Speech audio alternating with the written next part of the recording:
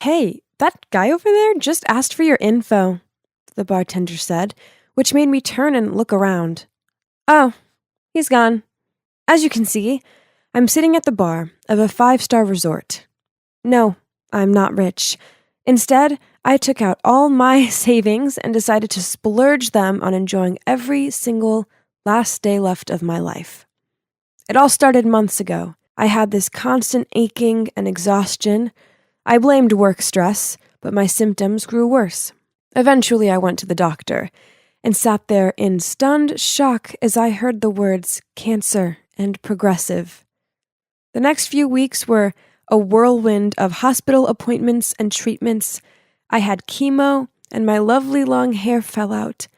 I just felt tired and hopeless all of the time. Enough had I had this. I stopped the chemotherapy, quit my job, and decided to enjoy the little time I had left. The Hawaiian beach is so beautiful. Then suddenly, someone walked straight into me. Ugh, their drink soaked me. I heard them say, "Oh my God, I'm so sorry." "Oh, hey, you're the girl who sat alone at the bar earlier." I looked up, and wow, he was handsome. I shook my head and insisted it was my fault for not paying attention. After that, he joined me for a walk, and we started chatting. Oh, his name's Blake, by the way. So the next day, I asked him out for lunch. I don't have much of an appetite these days, and the most I could do was staring down at my barely touched plate. Then I knew I needed to be honest with him. "Hey, Blake, I really like you and want to get to know you more, but I have cancer and don't have long left." At first, there was a sickening silence, but then he took my hand, and can you believe it? He said he wanted to get to know me too. The next few weeks with him were magical. Then we came back to the city and continued dating. Blake was so amazing and constantly showered me with love. One night after dinner, Blake drove us up to this hill.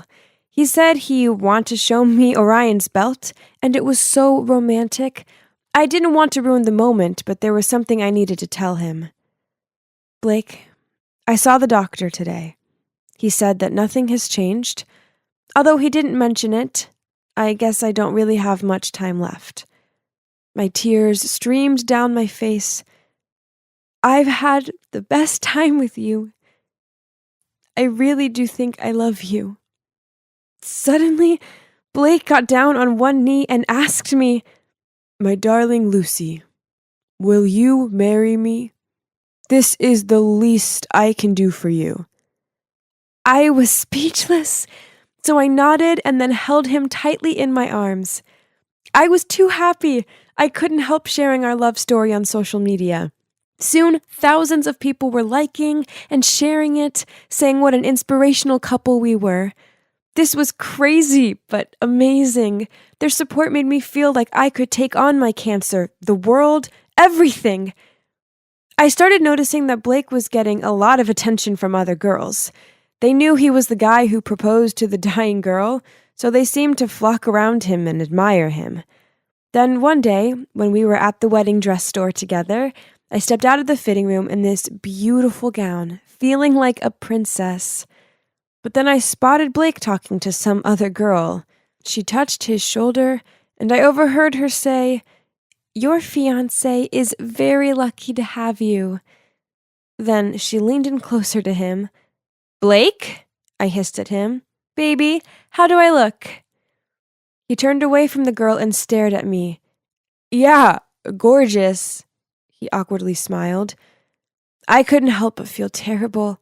I know he's an attractive man, but he was about to marry me. It was not nice at all having him flirt with someone else at my dress fitting. Still, I tried to put it all aside, as I wanted to enjoy what little time I had left. The wedding was a dream come true. It was such a magical day. Then right before our honeymoon, I went to see my doctor. To my complete and utter shock, he told me, "I'm pleased to inform you that you're in recovery." Oh my God. I couldn't believe my ears. I was getting better. I rushed home and told Blake the good news. Only his reaction wasn't what I expected. His face dropped, and at first he was speechless. Then he stuttered, Congrats, honey. What did that even mean? Regardless of this, our honeymoon was marvelous. My appetite was back, and I was making the most of it. Yum! Food tastes so good. This didn't go unnoticed by Blake, and he tutted, Can you try chewing more gently? Whatever. I was intent on enjoying my food. When we arrived back home, I moved into his apartment. For God's sake, there were dirty plates and smelly socks everywhere. How could someone so meticulous about their looks live in such a state? I told myself that it was fine. I loved him, so I could learn to love his mess. Being alive felt so good. So admittedly, I may have overdone it on the snacks. Cake, meals out, and yeah, I'd gained some extra pounds, so household chores were a bit too much for me. Besides, why should I have to do them? It was his mess. But one time, when I was sick of his stinky underpants everywhere, I asked him, How can a guy who looks like you live in this rat hole? Go clean up. But he ignored me and went straight to bed. And it took no time for his loud thunder snores to follow. What the hell? Where was the kind, charming man I married? Fed up, I tried my best to clean up the place a little bit. I was out of breath and sweating a lot. My head was super itchy, so I took off my wig and scratched my scalp. At that moment, I heard Blake screaming, and when I turned around, he was clutching his face in fear. Baby, what's wrong? I rushed to him. Oh, I got it. I laughed out. It was just too uncomfortable to wear this wig, so I took it off. That's all, but look, my hair is growing back again. Shaking, he stuttered. You were wearing a wig this whole time? You look terrifying. Well, yeah, I suppose jagged growing hair made me look quite creepy. Shouldn't you be happy for me? I mumbled and forced a smile, while trying to put the wig back on. Knowing that I was able to live life again was incredible. But living Blake with my moody, uncaring husband, now, that wasn't so great. One evening, he came home from work in a foul mood and started shouting at me for not tidying up. I told him I shouldn't have to, as it wasn't my mess. He scowled at me. I single-handedly provide for the both of us. Come home to see you chilling on your huge backside, and you dare talk to me like that? You're the one who needs to get up and work, since you eat double the amount I do. His words hurt. So with teared-up eyes, I said to him, How dare you talk to me like that? Blake was about to say something, but he paused, then just sighed. Look, I'm sorry, babe. I know you're recovering. I sharply stared at him and said, I didn't do anything for dinner, so let's eat out. I was enjoying my rotary chicken. It was so good that I might have taken too big of a bite, and it lodged in my throat. Soon I was choking. I couldn't breathe. Afraid, I looked at Blake for help, but he was scrolling through his phone. Then to my disbelief, he walked off to the bathroom. I kept thudding the table to call for help. Luckily, a waiter rushed over and hit me real hard on the back, and I managed to spit the piece of chicken out. When Blake returned, I angrily asked, How the hell could you leave me like that? What are you talking about, baby? I saw you enjoying your food. Are you done? Let's go home. Ugh! He definitely knew I was choking. What a jerk. Everything I once thought and expected from him shattered. He was willing to let me choke to death over helping me.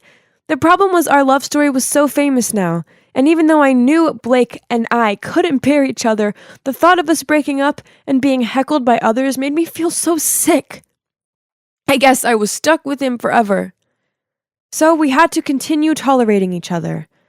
Then one evening, while I was munching on potato chips and watching TV, my phone rang. It was a strange number. Hello? Are you Blake's wife? Blake's been in a car accident, and we really need you to come here. I froze for a few seconds. Sorry, wrong number, and hung up. My phone rang several more times, but I didn't answer.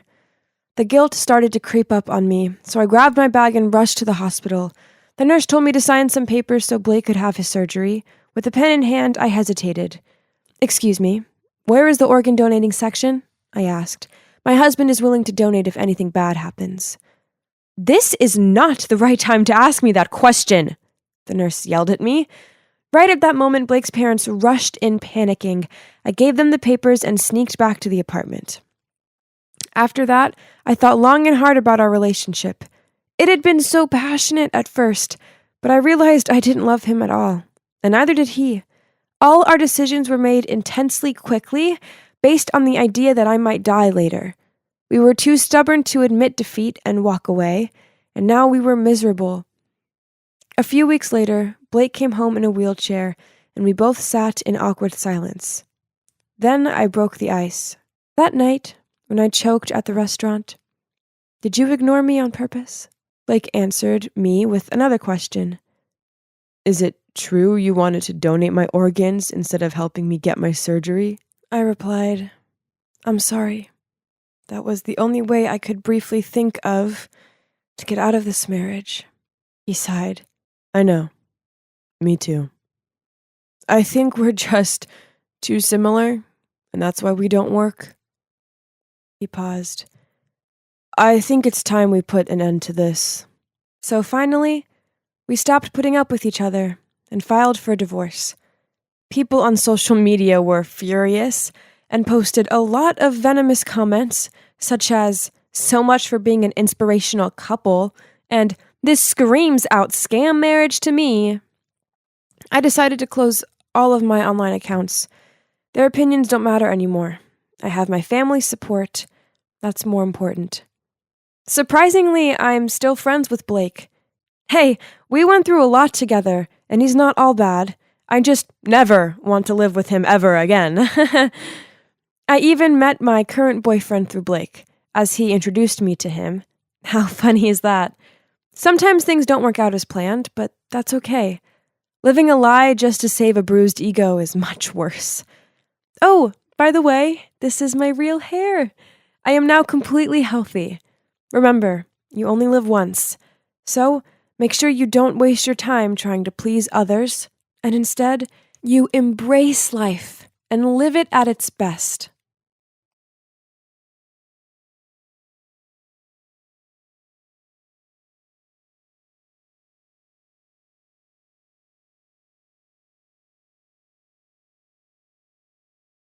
Hey, Haley again. So, in the last episode, my life was currently one big mess. Not only had I found out that my boyfriend Eric was dating the superstar Clara, but now some jerks were trying to kidnap me in the park. Luckily, someone came to my rescue. I turned around to see who it was, and OMG, it was Kurt. I've never been so pleased to see someone in all of my life. The boy gripping my arm said to Kurt, "I suggest you get out of here. Can't you see we're kind of busy here?" Kurt replied, "Let her go. Don't let me hurt you." They both laughed and grabbed my arm harder as they pulled me forward. I tried wriggling free, but they were both just too strong. It was horrible, and I cried out in pain. Immediately, Kurt charged towards them and started fighting them off me. Wow, I'd never seen this side of Kurt before. He was like the Hulk. After a few minutes, the two boys ran off in fear. When they were both far enough away from Kurt, they turned around and shouted, "You little turd! You just wait!" Then they hurried away. Those boys scared me to death. But I didn't want to appear like a weak little girl to Kurt, so I just smiled and said, "Thanks, bro. Those karate classes definitely paid off." Kurt looked furious. He yelled at me. "What are you doing here? And at this time? It's late now. Don't you know it?" I muttered out, I had something on my mind and didn't realize the time, but it's okay now. You're here and saved me. Forget it. Let's go home. I'm hungry. He frowned at me. "Don't change the subject. It's because of Eric, right? Is he worth it, Haley?" I couldn't help but burst into tears upon hearing that. Did I do something wrong? He told me to believe him, so I believed him blindly, no matter what happened, even when he didn't text me back, even when those rumors were everywhere. But you know what? He's left me for Clara, and he didn't even bother to tell me this himself. I heard it from his manager. Kurt said, Haley, he doesn't deserve you. Trust me, that jerk's not worth it. I sniffed. But I still love him, even when he hurt me so much. I sat down on the ground and cried even louder. Kurt sat down next to me and patted my head. Don't be sad. You're gonna be a massive star, much bigger than him or his stupid girlfriend, and then make him regret. Now, let me take you home. I nodded my head, and he put his arm around my shoulders to comfort me as we walked. The next morning, when I was lying on my bed in my PJs, Anna and Kurt came to my room and asked me to go out to get some fresh air. I didn't feel like going anywhere, but sitting around moping wasn't doing me any good. Anna brushed my hair and picked me out an outfit. Then Kurt drove us all to the park. Kurt and I were sitting on the bench and waiting for Anna to buy some ice cream. I asked, "What were you doing in the park last night anyway?" I thought it was over, but luckily, you were there. Kurt replied, I passed the park while coming home, so I decided to walk around to get some fresh air. Then I heard your voice, so I ran to see what was happening. I smiled. Wow, how lucky was I, right? Thanks a lot, Kurt. Kurt nudged me and said, I hate seeing you like this. Why do you have to hurt yourself for someone who doesn't belong to you? His words have shaken me. Kurt was right. I wasn't myself. I'd turned into a version of myself I didn't like. To try and hold onto a boy who'd already let me go? As much as it hurt, last night had made me realize that I needed to face the truth. I sighed and replied, You're right. It's time to let him go and live my own life. Suddenly, Kurt told me, I'm always here for you, and I'm happy to wait. I turned to him, smiled, and replied, You're my best friend, Kurt, and I care about you. But preventing someone from finding their true love is just as bad as keeping someone who doesn't love you. You deserve the world, and I can't give you that, just as Eric can't give it to me. Kurt gave a disappointed sigh. I didn't want to hurt him, but I couldn't lie to him either. My heart didn't belong to him. After going out with Kurt and Anna, I felt much better about everything. I realized that music was still my only love and passion, and I needed to focus on it and not let anything else get in the way. We were about to graduate soon, and I didn't have much time, so I wanted to dedicate all this precious time to the swing club. The school ceremony was coming, and I wanted to take this opportunity to have a memorable performance, but Phil still insisted on not letting me sing his song. What a stingy boy! I didn't understand what his problem was with me. Why did he have to view me as his enemy? Then, one time, when I was walking past the practice room, I saw Phil training with some other members. OMG! Why could he let everyone but me sing his song? So I walked into the room and greeted him with a wave, but he just kept his poker face as if he didn't see me. Ugh! This guy thought he's Ice Prince or what? He just glared at me. Do you mind? Auditions are going on here, and you're not invited. Jeez.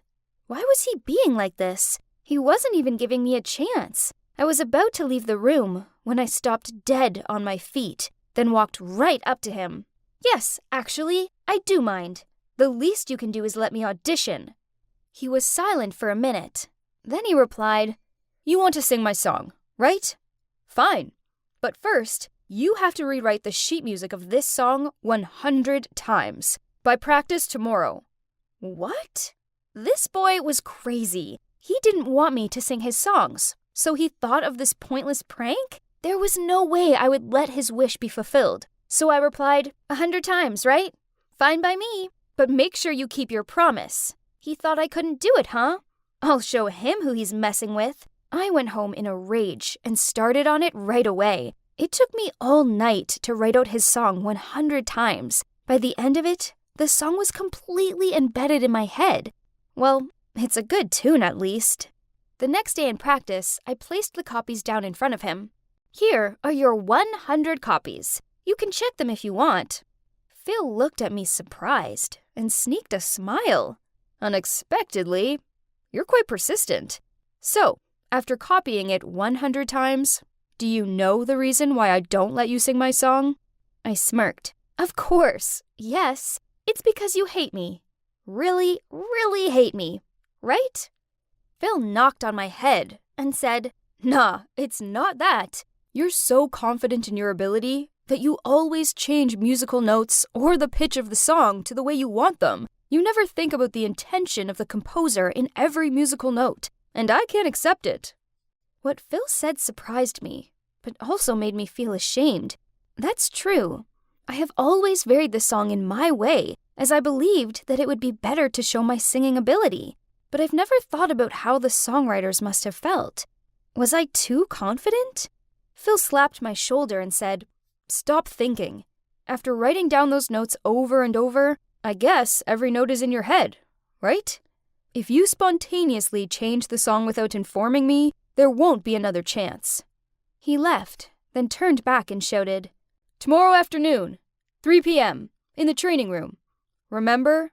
The school's 50th anniversary was just around the corner, so it was practice, practice, practice. At least it kept me busy and took my mind off Eric. Besides, it turns out Phil wasn't as hateful as I thought. He was actually a great teacher, and I found that my singing skill has improved a lot. All my practicing paid off, as my performance at the concert was awesome. I've never received such loud applause before. Moreover, the performance was so successful that its video uploaded on the fan page of Swing Club went viral and attracted thousands of views and shares. Maybe Phil was right. I have always focused on showing my voice and forgot that the success of a song wasn't only based on the voice of the singer. Then, Phil came up to me at lunchtime and told me we should release the song and upload it to YouTube. He even suggested we make a professional music video for it. I thought it was extremely insane and impossible, but he said, Come on, Haley. Don't you feel wasted working so hard and only singing a song once? Please give this a shot. Let the world see what they're missing. Okay, so what Phil said made sense. I've always tried to perform perfectly on the stage with the hope that someone would realize my talent and help me become famous. I mean, it worked for others, as well as Eric, but that didn't mean it would work for me. I'd never considered producing a music video by myself. Phil's songs were great, and so was my voice. The last performance was proof of this. So, I agreed with Phil, and we decided to ask for other members' help to produce it. The next few months were crazy busy. We recorded the song, found a location for the video, hired a director and a cameraman. I was worried about the cost, but Phil said he'd cover it, and I could pay him back my share when I was famous. Luckily, other members of Swing Club, especially Kurt and Anna, helped us a lot. Anna was in charge of costumes and makeup, and Kurt was useful with the technical stuff. As for Phil, he became one of my best friends. In fact, we were so close, the other club members called us matching cards of Swing Club. And luckily, all our hard work paid off, as the music video was a massive success and went viral. Wow, this was crazy! As well as having millions of views, there were also so many positive comments and compliments, and this was all in just a few weeks. Okay, so I wasn't a big star yet, but this was a start. My time at school flew by, and my graduation ceremony arrived. I'd had a turbulent last 3 years, but I'd learned so much at West High, and being in the Swing Club, as well as improving my art and maturing, I'd made some amazing, lifelong friends. After the ceremony, Kurt, Anna, Phil, and I lay on the grass. I spoke up. I'm going to LA to learn more about music, as it's my biggest passion and also my talent. I will try my best to become a singer, instead of just waiting for luck. Phil agreed with me. He would come to LA and live with passion. Kurt and Anna were different. They decided to enroll in some universities over on the East Side.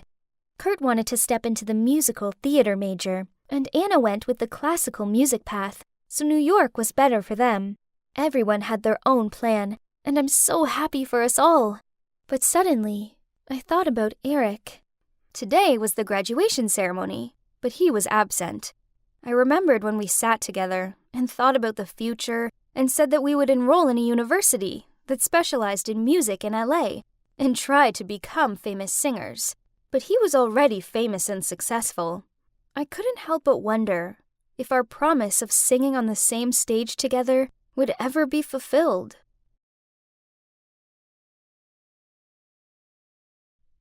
I wonder what's taking Valerie so long. She's been in that changing room for ages. Valerie? Is everything okay in there? Don't force it if it doesn't fit. No, this is the last dress in store. I just need to breathe in for a bit longer. So? It's beautiful, isn't it? Valerie spun around. Then suddenly, yep, trying to squeeze into a dress 2 sizes too small for her, then it split. The giggles around us started.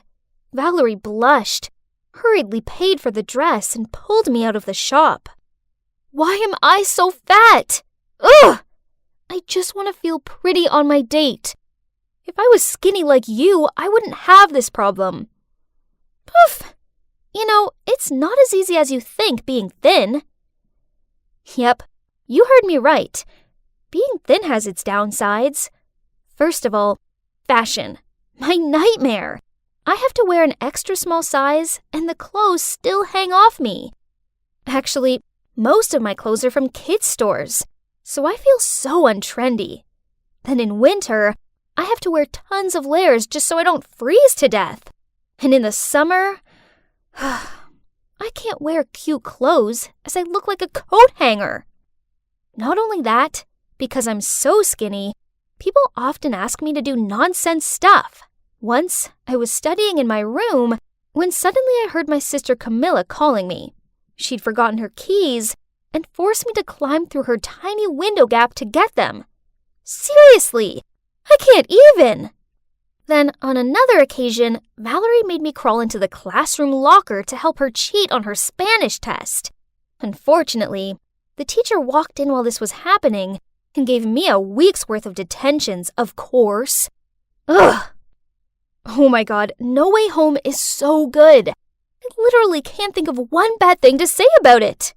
Yep, the part near the end. Ah! Yep, guess what?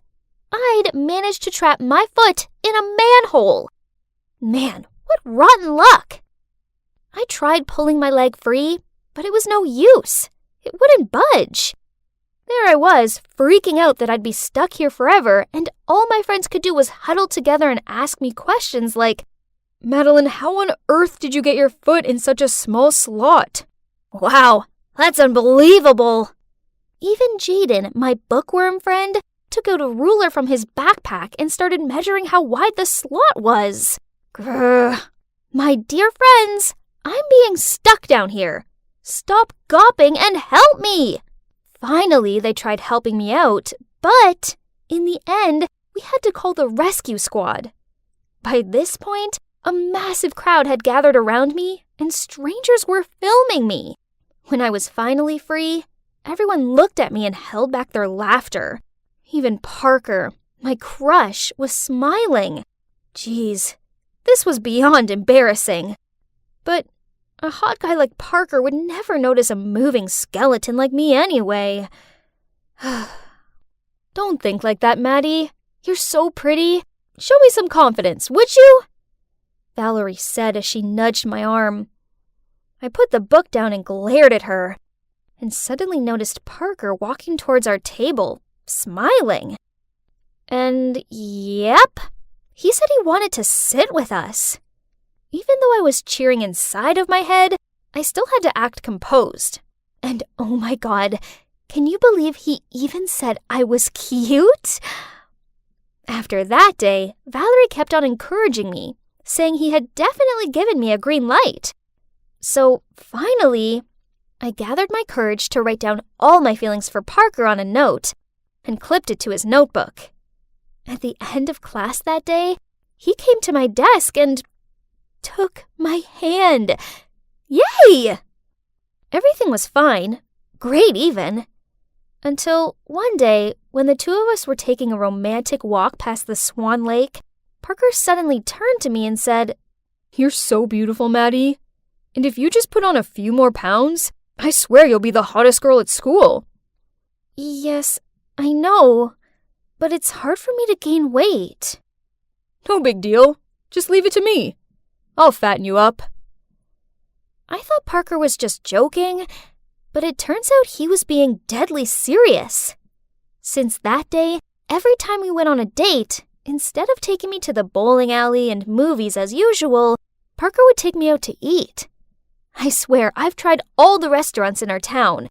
More surprisingly, on my birthday, Parker even gave me a bouquet of fried chicken. How romantic!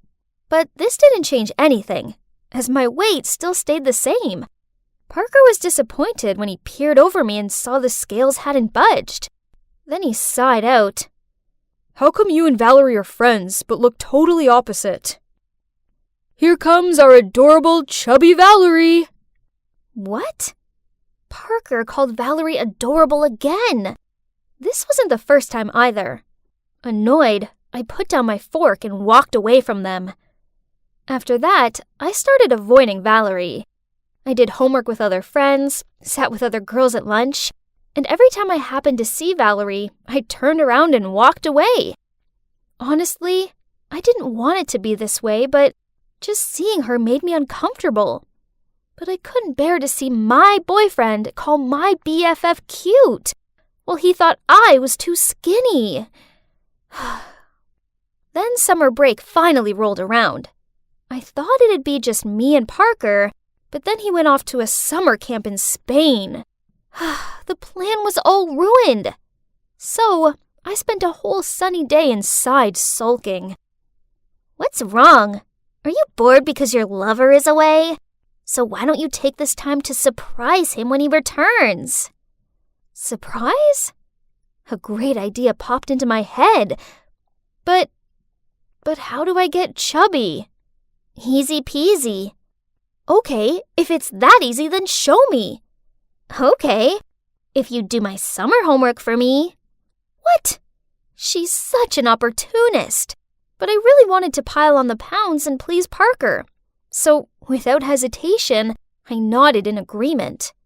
So, from that day on, I started following Camilla's weight gain plan. I switched veggies for greasy foods, and my main meal was always late at night.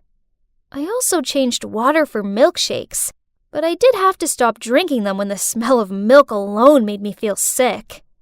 Seeing me eating crazy like that, my parents worriedly said, "Madeline, eating healthily is important, else your health will be affected." But I ignored their advice. This time, I definitely had to gain weight. Finally, after a month of trying, I gained some weight. Yay! I looked a lot more attractive now, didn't I? I was studying myself in the mirror when I heard my phone beep. It was Parker. He was coming over tomorrow with a present for me. The next day, I put on this hot dress that I'd never felt confident enough to wear before, and I asked Camilla to help me do my makeup. As soon as I finished, I eagerly waited for Parker in the living room. The doorbell rang. I excitedly opened the door, but as soon as he saw me, Parker quickly said, "Oh, sorry. I have the wrong house." Then he started to leave. Huh? He didn't recognize me? This will be fun. No, honey, you're not mistaken. It's me, your destiny. "Madeline? Is that really you? Oh my, how on earth can you be this big? We've only been apart for a month." So, you don't think I'm prettier now? To my surprise, Parker shook his head. No, you're so fat now. It doesn't look okay. Lose some weight." Huh? This was so confusing. I thought he wanted me to be bigger.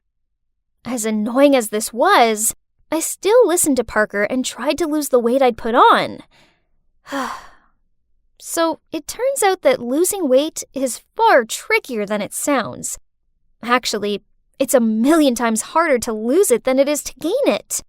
After a month of healthy eating and exercise, I gained another pound. Ugh! Stop eating that. Are you giving up already? You must try harder. What? It's just some popcorn. Why does he have to be so rude about this? I'll give you 2 weeks to lose weight. Else we're done. Huh? What did he just say? Done? He was the one who wanted me to gain weight in the first place. Now he was threatening to break up with me if I didn't lose it. How ridiculous. You know what? I don't need 2 weeks. Let's end it right now. It's clear you never loved me at all. You only like my appearance. If you truly cared about me, you wouldn't care what size I was. Then I walked off. Ugh! How could I have been so stupid? For the entirety of my relationship with that jerk Parker, I was blindly following him. I only cared about pleasing him, and it cost me so many things, including my best friend. I needed to apologize to her right away. I nervously knocked on the door, then waited. Finally, Valerie opened it, but on seeing me, she went to shut it. I'm so sorry. Just let me explain, please.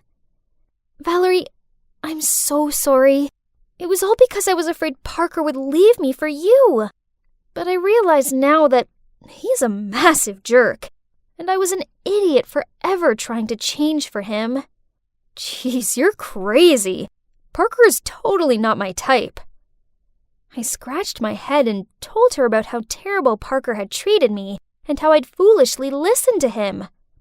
Man, that douchebag! Then she hugged me. Valerie confessed to me that she'd been trying to lose weight by lowering her calorie intake, but the pounds weren't coming off. And worse still, she felt weak and tired all the time. I nodded in agreement with her. So, from then on, Valerie and I made a promise to love ourselves, regardless of what size we were, and to never let anyone try and change us. And look, that's Walker and Joel, our awesome boyfriends who love us just the way we are. And you know what? It feels so good not caring what other people think. So don't ever let idiots put you down. 'Cause when you allow yourself to just be you, then you can finally realize just how beautiful you truly are.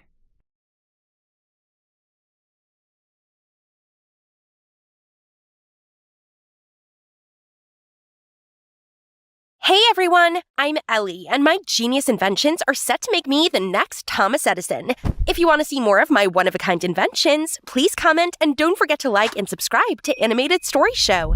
My mom passed away when I was little, so since then, it's just been me, Dad, and my older sister Kara. Dad's an independent scientist. Growing up, he was always inventing something and let me help around. Naturally, I developed a passion for inventing from an early age. You're playing Frisbee and you're hungry, but you don't have a plate to eat your food. Has this ever happened to you?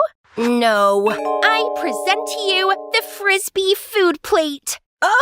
Okay, no Frisbee plate. How about these goggles that help you cut onions without tearing up? Or this cool food hat, perfect for all your TV snack needs. Okay, so maybe they weren't ready for my inventions back then, but at least Kara seemed to like them. Like this alarm clock that only goes off when the puzzle has been solved. She's a doctor, so it's important she gets up on time and keeps her mind alert. I want to do well too. It's my dream to be an inventor just like Dad. So I studied hard and managed to get a scholarship into the most prestigious private school in the state. While I was getting used to my new school, Dad was working hard to make sure I got everything I needed. Everyone loved his inventions, including the Bancrofts, one of the wealthiest families in town. They hired him to design a robot chef system, but due to a system error, it short-circuited and set their mansion on fire. Luckily, no one was hurt, but Dad's reputation was at stake. He had to pay for the damages, which meant we had to sell our home. Still, we didn't have enough money. Just then, a woman, Mrs. Harding, came to see Dad and told him that she'd settle everything on one condition. He had to live in the mansion and work exclusively for her. Dad didn't have much choice, so he agreed and asked for me to tag along too. As for Kara, she received a high-paying job offer to provide round-the-clock care for a coma patient, so she moved into the hospital. So Dad and I started our new venture, only mansion life didn't go so well. As soon as we stepped through the huge doors, Dad was bundled off into the basement to work. And me, I became Mrs. Harding's own personal servant. This was so not cool, so I decided to get sweet revenge. I tinkered with Mrs. Harding's high heels so I could control them with a remote. Only I was busted by Ariana, Mrs. Harding's daughter. What are you up to? I'm just... Oh, I see. Clever. Let me help you. What in the cinnamon toast? So we watched Mrs. Harding put the heels on, wobbled about, and tumbled over. Mission completed. Nice one, Ellie. That's the funniest thing I've seen all year. So, what's up with you and Mrs. Harding? Mom's always so strict on me, but Dad is the opposite. Only he's traveling, so Mom's running the Milo Corporation for the time being, and now she's turned into even more of a tyrant. From then on, Ariana and I became friends and spent our free time pulling funny pranks on Mrs. Harding together. We rearranged her laptop keyboard, messed with her water flosser, and tampered with her bedroom light. I wanted to help Dad with the finances, so at school, I opened up a design-on-demand inventing service for some extra money. Queen, the school queen bee, noticed and made an order with me. High heels that convert to flats will make partying easier. Put me down for a pair in size 7 and make sure they're hot pink. I finished the order, then excitedly gave them to Queen. Only she fell on her butt. You did it on purpose, didn't you? Ugh, I'll make your life a misery. I made them based exactly on your order. Hey, you got what you ordered, so leave her alone. Turns out this is Owen, who's also here on a scholarship. Owen's a science guy too, so we clicked instantly. One night, I was serving dinner when I overheard Ariana ask her mom why her dad wasn't back home yet. Ariana, he has flown to India for a spiritual retreat. Huh? That doesn't sound like something Dad would do. Yes, well, the spiritual retreat is helpful in running the company. He'll be back soon. Now eat your greens. Ariana seemed very confused still. I knew her pain, as I missed my dad too. Feeling down, I went to see Kara to talk to her about it.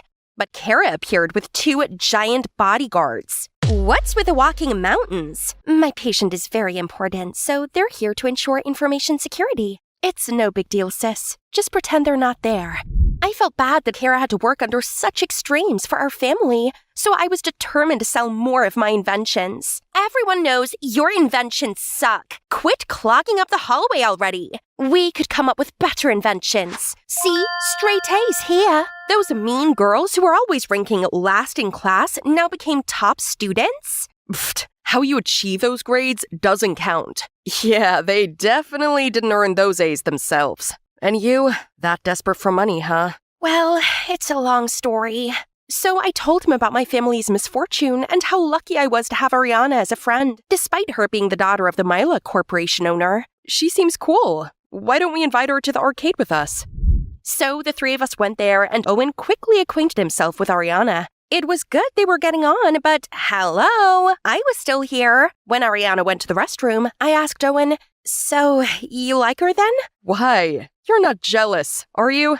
Jealous? No way. Then Owen suddenly turned serious and told me actually, he's been researching AI. Recently, there were some AI unethical products on the market. Some even took advantage of the face recognition feature to secretly withdraw money from millionaires' bank accounts or stock them. You know, those girls bragged about getting straight A's? Well, they used a cheating device that I suspect came from the Milo Corporation.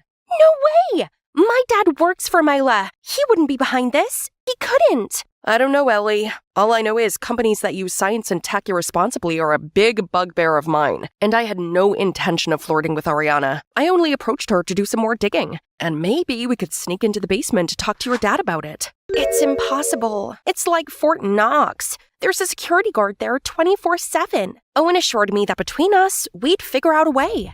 I was pondering how best to sneak in to see Dad when Ariana pulled me into her room. Owen is cute, isn't he? Will you help matchmake us? Huh? That was quick. If Ariana knew Owen only hung around with her to find out about Milo Corporation, she'd be really hurt. But she was relentless, so in the end, I reluctantly agreed.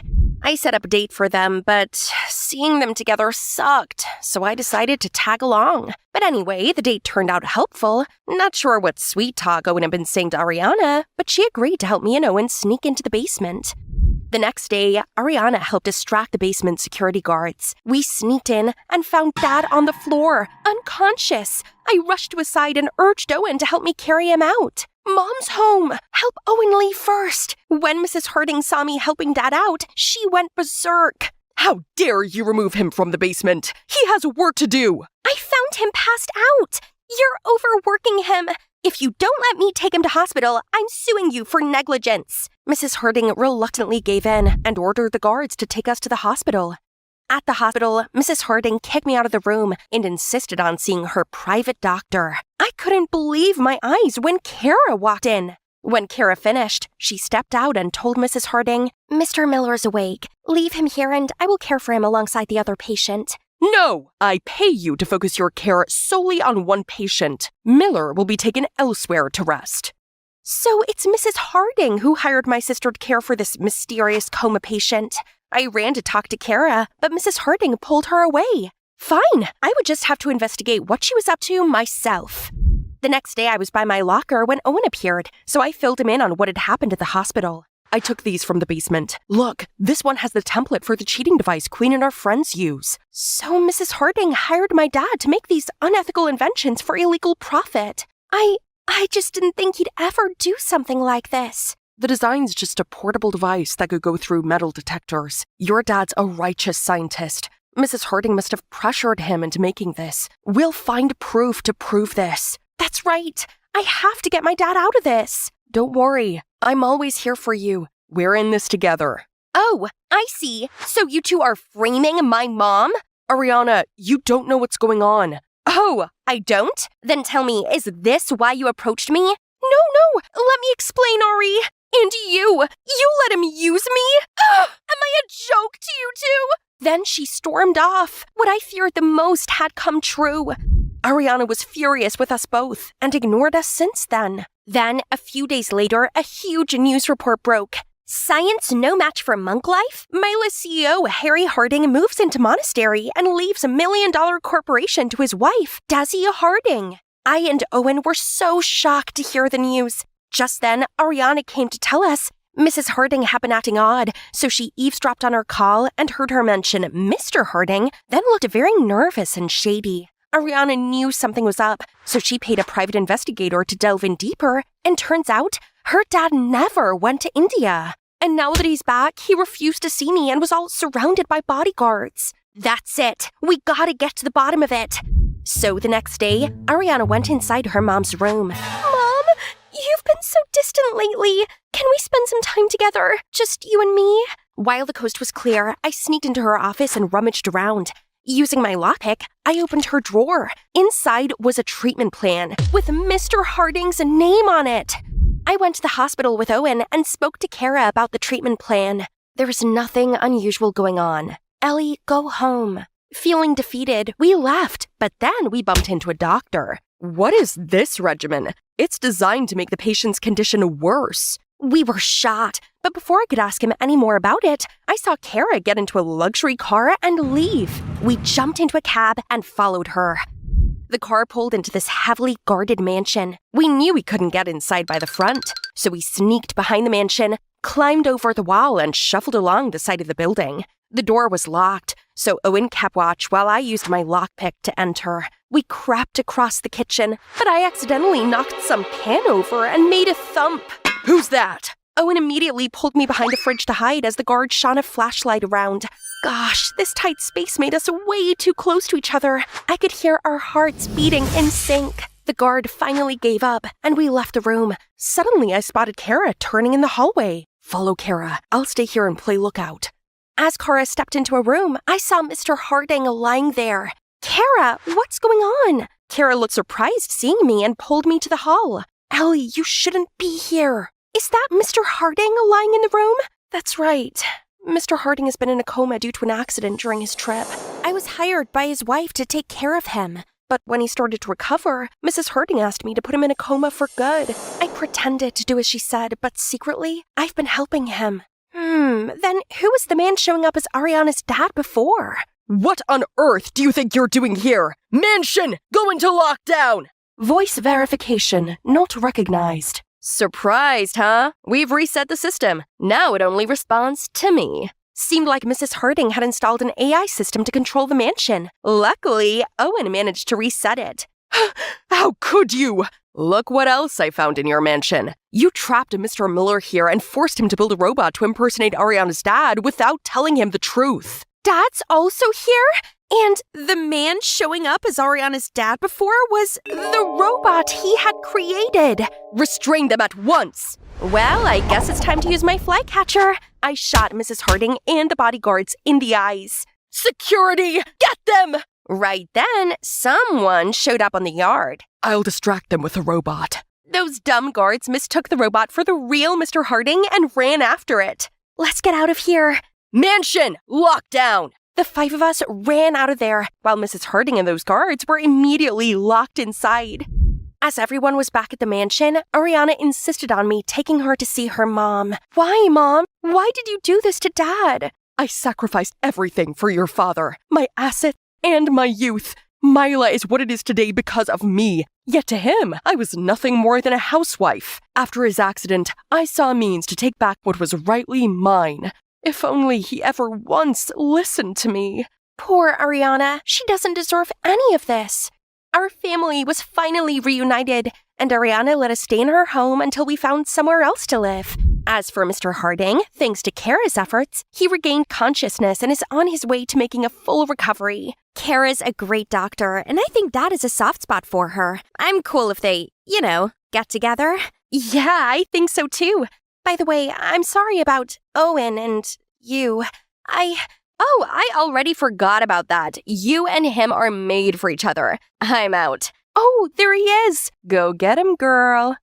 Owen showed up with some flowers, looking all dressed up. Hi, Owen. Why are you here? You texted me, asking me to pick you up for a date? I didn't. Ariana! Well, too bad. I'm here already. So, will you go out with me? Yes! And with that, he pulled me in for the sweetest kiss ever.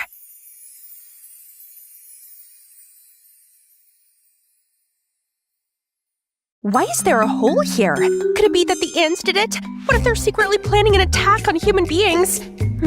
What will happen to the Big Mac? Elaine, does staring at the hole help you figure out the sphere volume? What class is it? Have you been paying attention at all? Have you? 'Cause if you have, you would have known the answer yourself. Excuse me? Oh, wait. Nah, I still don't know. Sorry, what were you saying? This is going to be in the test. You need to focus if you... Oh, this is Japanese class. Duh. That's it. We're going to the principal's office. And that's the huge of my high school life. Hi, my name's Elaine, and I've been living with ADHD since, I don't know. But of course, ADHD manifests itself differently among different people. For me, I just gotta make sure I take my medication. Wait, where's my birth certificate? Anyway, make sure to like and subscribe before I continue. Right after the principal's office visit, I was walking down the hallway when a hunky guy purposely bumped into me, knocking my bag over. Dude, is that a dinosaur? Are you a kindergartner? Hey, that's my fidget toy. Give it back. Whoops, finders keepers. Who dares mess with my friend? It's Quinn, the Furious Queen. Run! The two guys immediately ran for their lives. Right then, Skylar and her new boyfriend also headed over. Isn't she the weirdo from the math class? Don't tell me you're friends with her. Yes, I am indeed. You can only choose one, her or me. How about I dump you instead? Get lost. And these are my girls. We've been best friends since forever and always got each other's backs. I forget my stuff a lot, and Quinn always makes sure I got everything with me before leaving any place, while Skylar has me covered every time I dozed off in class. I can't sleep at night because I'm busy thinking about the ants' Earth destruction plan. Maybe they're the ones who terminated the giant dinosaurs. Wait, where was I? I don't know. Rewind the video yourself. Valentine's Day soon arrived. Even though Skylar just broke up with her boyfriend, she already had loads of presents from other guys. And so did Quinn. My girls are hot. What about you, Elaine? Nothing this year yet? Nah, I don't care. You guys are all I need. How about you make a move? Any guy you've laid your eyes on? Talk about making a move. When are you gonna tell Cromer you've got the biggest crush on him? That's right. Give it a try today, Quinn. I don't care. I can get any guy if I want to. Right, suit yourself, girl. That afternoon, we were walking when we heard an announcement from the school's radio station. Good afternoon, everyone. This is Malcolm from iHeartRadio. Today, we got a special request from someone anonymous delivered to Elaine Miller. Love the way you stared at the hole on the desk that day in math class. It was so cute. I wish I could be that hole instead. Happy Valentine's Day. Someone's got a crush on you, Elaine. You've got a secret admirer. See, someone likes you for who you are. Always stay true to yourself. I wonder who this is. OMG, I gotta find out. But didn't you say you don't care? That's right. But now the game has changed. Who could it be? They mentioned math class, so they must attend the same class as we do. That's it. All we need is the attendance list from Mr. Wilson's office. But we can't go in there. Ever heard of Mission Impossible? Girls, it's showtime. After class, we waited for Mr. Wilson to leave his office. Then, just like totally spies, we crawled onto the floor, successfully avoided the security guard's gawking eyes, and managed to hide from one of the teachers passing by. Then continued secretly advancing toward Mr. Wilson's office. Oh, look! They got flaming hot Cheetos now! Elaine! After we got the list, I immediately texted a bunch of people to test it out and anxiously waited. But some people replied calling me crazy. Others reported me to Instagram. I even got a visit from the police because they thought I was some creep sliding into people's DMs. Once they left, I immediately FaceTimed the girls. From the list, there's still Malcolm you haven't texted. Isn't he working at the radio station with you, Skylar? Yeah, we are working together, but it can't be him. He never asked me about Elaine before. Who knows? You weren't working at the radio station today, were you? My money's on him, Elaine. What should I do? I can't send messages on Instagram anymore. How about writing to him? You know, the old-fashioned way. So I prepared a love letter for Malcolm and even designed a cute envelope for it. But then I got too invested in designing the envelope, I forgot all about the letter. When I finally remembered the letter, I walked all the way back for it. But of course, my ADHD brain had to mess it up again. Not until the day when Quinn and Skylar came over and I couldn't find my doctor's envelope anywhere did I realize I'd sent Malcolm my ADHD prescription instead of the letter. We immediately flew to Malcolm's house just as the mailman dropped off the prescription envelope out front. Seeing Malcolm walking out, I frantically ran to the other side of the street and started doing the craziest dance to get Malcolm's attention. Suddenly, I tripped and fell flat on my face. Malcolm rushed to help me up and got me inside his house. We chatted a bit as Malcolm worked on my arm. Elaine, right? We share a few classes together. We do? Yeah, you always sit near Quinn and Skylar, right? I saw you snoozing in class sometimes. I guess so.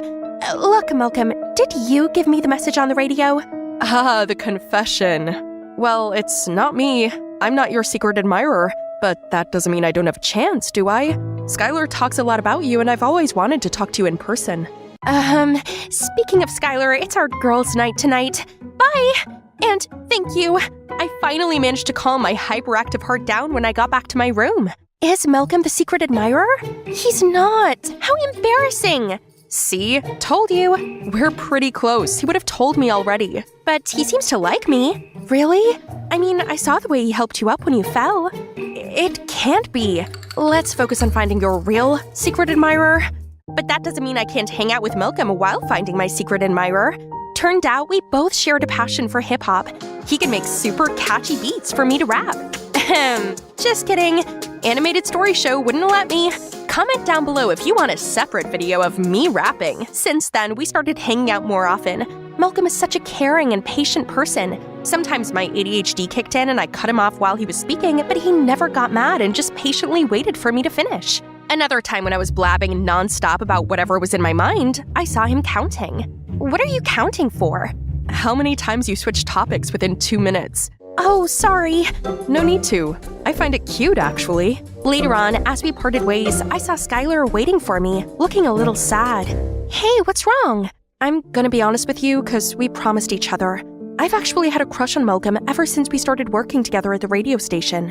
What about your recent boyfriend? Oh, it was just a fling. I just can't stand seeing you with Malcolm. Anyway, don't take it personally. Sorry, I gotta go. Skylar had a crush on Malcolm? But I do enjoy being with him. No, sisters first. But it wasn't easy, as Malcolm would always try to approach me. It hurt having to stay away from him. Every time he got close, my heart would beat like crazy. But I also don't want to upset Skylar, as she started distancing herself from me and Quinn. I actually quite like Malcolm. This is so complicated. I honestly don't know what to tell you.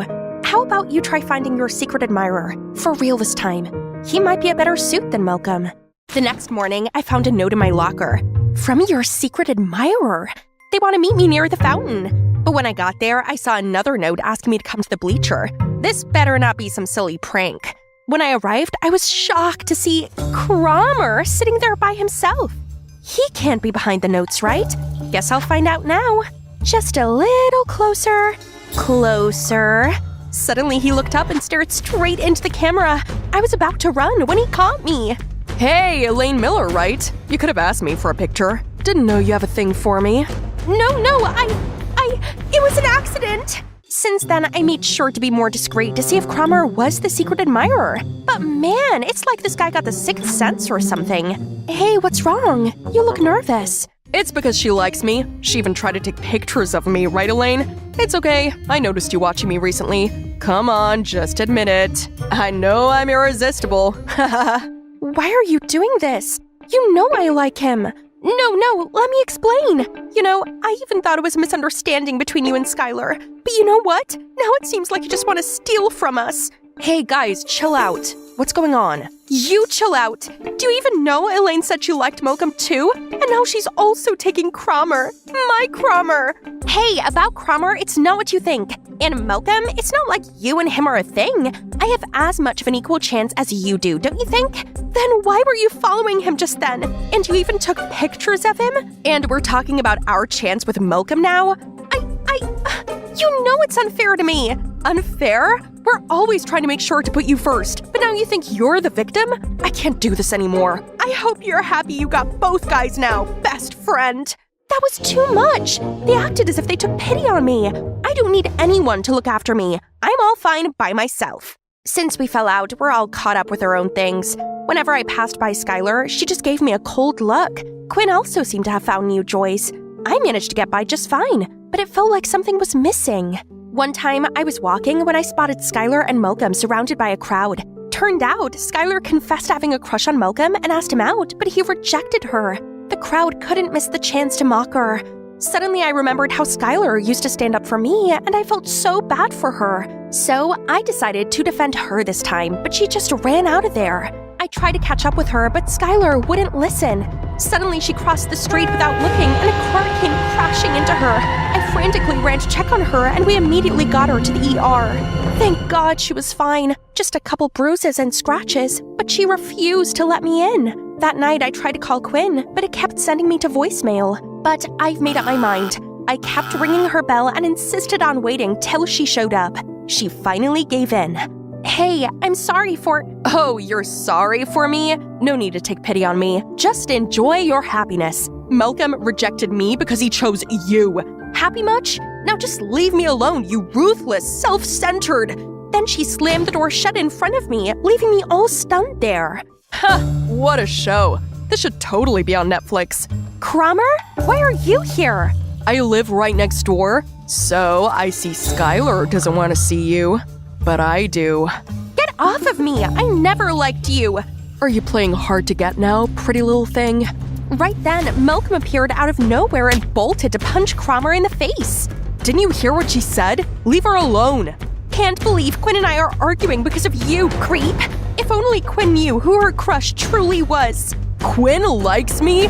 Huh, could have told me earlier. What else is he up to? Anyway, thank you. Why are you here? I heard Skylar got into an accident right after the, incident, so I wanted to pay her a visit. Now that you're here, I just want to let you know, actually, the one sending you the confession on the radio that day was Skylar. What? She just wanted you to feel loved and not left alone on Valentine's Day. I was gonna give it some time before telling you, but things got complicated all too quickly. Anyway, now that you don't have to find out who your secret admirer is anymore, would you want to go out with me? As a girlfriend, I mean? Malcolm, I do like you a lot, but I just can't bring myself to hurting Skylar ever again. I'm sorry. It's okay. I understand. Guess I'll see Skylar another time then. I'm so sorry, Malcolm. Later, I arrived home to Mom packing some boxes. Can you check if you still need these from the attic? Otherwise, they have to go. I opened up the boxes to find old pictures of me, Skylar, and Quinn inside, and I immediately burst into tears. We looked so happy together, like nothing could split us apart. That's right, we're sisters. I gotta make things right. The next day, after the first period, I came looking for Skylar. Gosh, I'm so anxious. Where's my fidget toy? What if Skylar's still mad at me? Looking for this? Yes! Skylar, I need to talk. Me too. I'm sorry, Elaine. I was so hurt and embarrassed yesterday that I said nasty things to you. And you were right. I should have told you earlier I have a crush on Malcolm. But after everything, I realized how stupid I was, and I don't want to lose you or lose us. Hey, me too. I couldn't sleep yesterday after hearing about everything from Skylar. I haven't been myself without you guys. Oh, me neither. You guys mean the world to me. It turned out Skylar also gave me the locker notes that day. She said she wanted me to give up on finding the secret admirer, and Cromer just happened to be there. After that, I also told Quinn and Skylar about the fight between Cromer and Malcolm that night when Cromer himself showed up. Hey, Quinn. I just realized I've always liked you. I'm sorry your friend Elaine liked me, but you are my perfect match. Be my girlfriend, will you? Skylar and I immediately gave each other a worried look when, Cromer, you know what Lady Gaga would say? Caught in a bad romance? I know I'm too handsome. You can't resist.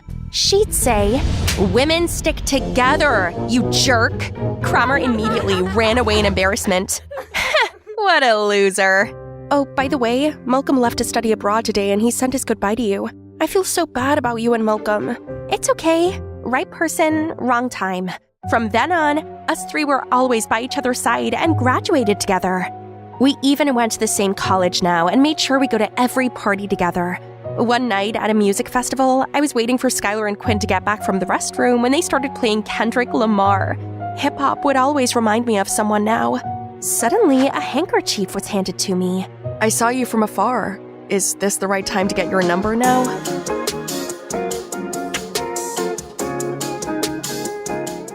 Let me tell you something. Something really important. I have acrophobia, so this is my idea of a nightmare. I don't want to be here at all. Oh, and that guy on the other side is Charlie. He's my boyfriend, but I don't actually like him like that.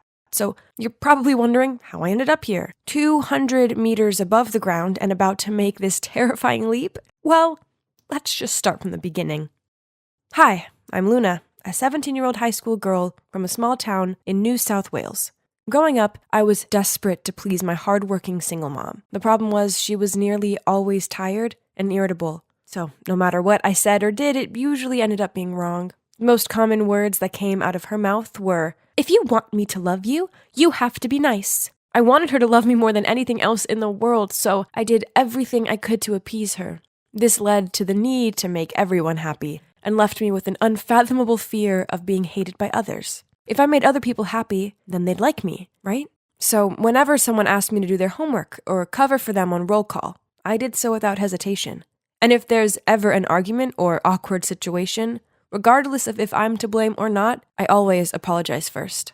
At 15, I moved to Sydney alone for high school, and that's when I met my roommate Margot. She's my complete opposite, but this didn't stop us from becoming best friends. She's independent, sassy, and doesn't let anyone pressure her into doing anything she doesn't want to.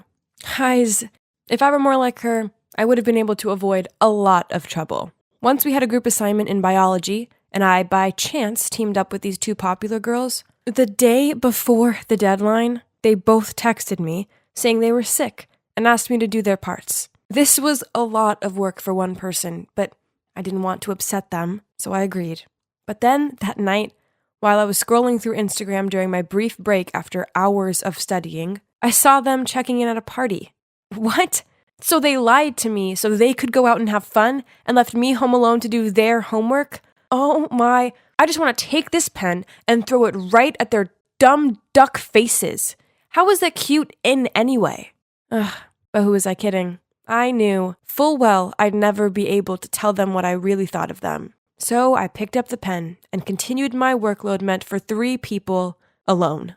I stayed up all night and drank 3 cans of energy drinks, but it was just too much work for one person to finish on time. Our assignment, or should I say my assignment, got points deducted due to late submission, which somehow made the popular girls mad. What have you done? How could you turn in the assignment late? I'm sorry. It's just that doing it all by myself was a bit too much for me. Oh, please. You had the whole day to finish it. It's all down to your poor time management. Right at that moment, Margot appeared, out of nowhere, and stepped between us. Pfft. If you both cared so much about your grades, then you would have helped Luna complete it. Instead of going to some stupid party, how about I report you to the teacher to cross out your names from Margot? Enough. Sorry, don't mind her. Then I quickly pulled Margot away.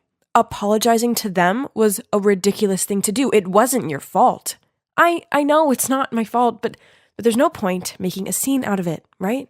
Fine. In that case, I'll leave you alone with all the troubles you've caused yourself. I don't care anymore. Oh, no, I didn't mean to make Margot mad. I quickly apologized to her, told her she was my best friend in the whole world, and asked her to go for a milkshake to make up. A week later, on the day my volunteer club was selling lemonade to raise funds for a children's charity, I suddenly fell sick. Oh no, I'd been telling everyone at the club how important this event was, but now I was the one who'd be absent. How embarrassing. I needed to show them how sincere I was. I texted the club president that I was sick, but if the club really needed me, I could still try to participate. Now I can finally sleep. But who would know? Before I even had time to curl up in bed, he texted back saying how they really needed my help. So if I could come, that'd be great. Oh, no. Did I really have to drag my feverish self over there? Not knowing what to do, I turned to Margot for advice, but she snapped at me. If you knew you couldn't go, why suggest otherwise? People will always take advantage of you if you let them. So just make it clear that you're sick and can't participate. Then she told me how her music club had a dinner meeting tonight, yet she'd already decided she was having a relaxing Pampers session tonight, so she immediately told them she was otherwise engaged. Margot was right. If I'd done as she said in the first place, I wouldn't have had to rack my brains looking for excuses to say no without annoying anyone. Finally, I texted the club president that I was afraid of infecting everyone, so I'd better stay home. Then I fell asleep and found my worries plaguing my dreams. The next day, I felt better. So after class, I dropped by the club's room, but I instantly felt weird vibes from everyone. Then when I asked the club president how much money we'd earned from the event, he totally blanked me. Oh, no. He was obviously still mad with me for letting him down. I was lost in thoughts when suddenly someone tapped me on the shoulder. I heard you were sick. Are you feeling better now? It was Charlie, one of the club members. He told me that day I was off sick, he voluntarily took over all of my work. So I invited him out for a thank you dinner right away. Maybe he misunderstood my goodwill gesture, as after that he bombarded me with texts, calls, and soppy memes. Then one day while we were walking together, Charlie suddenly stopped and took my hand. Luna, we've known each other for a while now. I think it's time for me to confess my feelings. I like you. Will you go out with me? Oh my. What did he just say? I stood there dumbfounded. I mean, I liked him as a friend, but not romantically.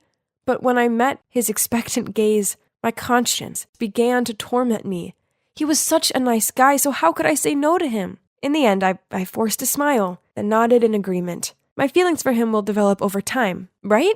But unfortunately, the answer to this was no.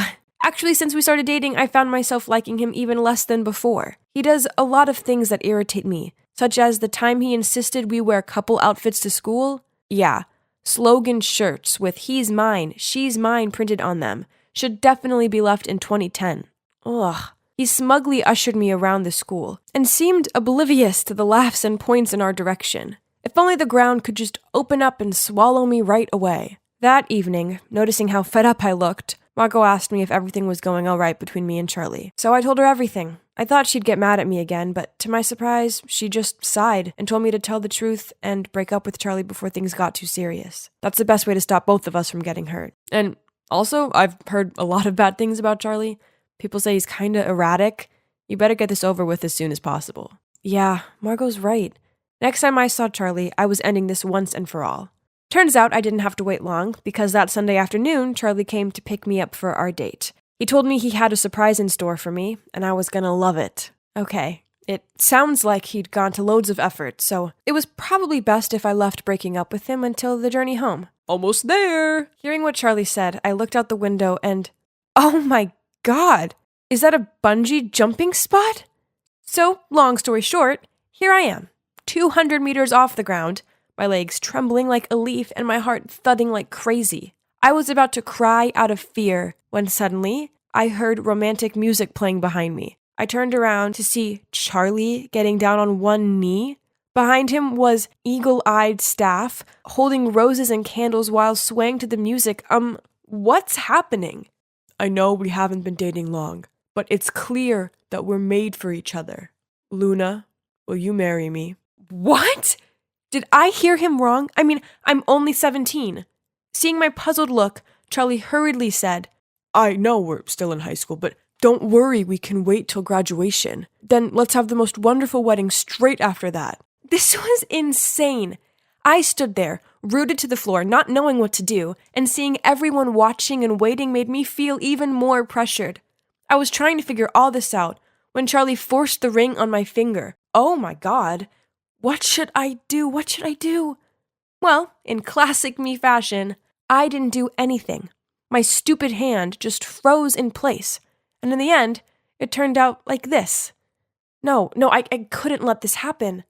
Charlie, actually, I don't have feelings for you. I was going to tell you today, but I didn't expect things to end up like this. You're kidding me, right? If you didn't like me, you wouldn't have let me put the ring on earlier. So I explained everything to Charlie. His face darkened with disappointment. I felt so guilty. I should have just been straight with him from the beginning, then none of this would have happened. We can still be friends, can't we? I asked, but Charlie replied without even looking at me. If you don't like me, then why give me hope? Why the emotionless tone? It felt like he turned into a completely different person. Afraid, I kept quiet, not daring to blurt out so much as a word. I'd be home soon and away from this suffocating atmosphere. But as Charlie drove, I noticed how the surroundings became stranger and stranger. This is definitely not the way to the dormitory. Finally, the car stopped at an abandoned construction site. Luna, get out of the car. Sensing his irritable tone, I did as he said. You can stay here until you've figured out that we're destined for each other. Then call me. I watched in horror as he drove away and left me there. I was all alone, in the middle of nowhere. Panicked, I called Margot for help, but as soon as she picked up, my phone ran out of power. I explored the area, but it was completely deserted. Would I be stuck here forever without anyone knowing? It was getting late. I'd barely eaten or drank anything all day, and this felt hopeless. I burst into tears, and then everything fell dark around me. I woke up to the bright lights of the hospital. Margot jumped in to give me a hug, then explained what had happened. Turns out that night after I called her, she checked my location on Snapchat and saw that I was in some deserted place. Sensing something was off, Margot and the dormitory manager went to find me and took me to the hospital. Charlie was disciplined and detained for a month for the trouble he'd caused. After that horrible experience, I talked a lot with Margot. She comforted me, encouraged me, and said that it seemed like my desire to please others stemmed from childhood trauma. Perhaps it was my mother's words. If you want me to love you, you have to be nice. That created the character I have now. I couldn't continue to let the past consume me. That summer, when I returned home to see my mom, together, we poured out our feelings and faced our problems. I finally figured out that being nice to people wasn't a bad thing, but agreeing to things just to avoid disappointing people isn't the correct thing to do at all. Now, with Margot's help, I'm step by step learning to say no to things I don't want to do, 'cause life's way too short to say yes to everything. Don't you think?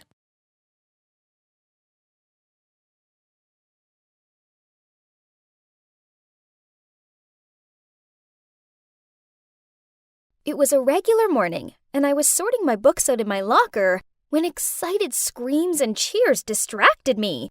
Huh? It was way too early for this level of noise. A group of girls was lingering around the bulletin board. I walked over to take a look. Turns out, it was just the latest poster of Hillary, the prettiest girl in school, for her campaign of becoming prom queen. Well, yeah, typical reaction, since Hillary alone is too perfect already.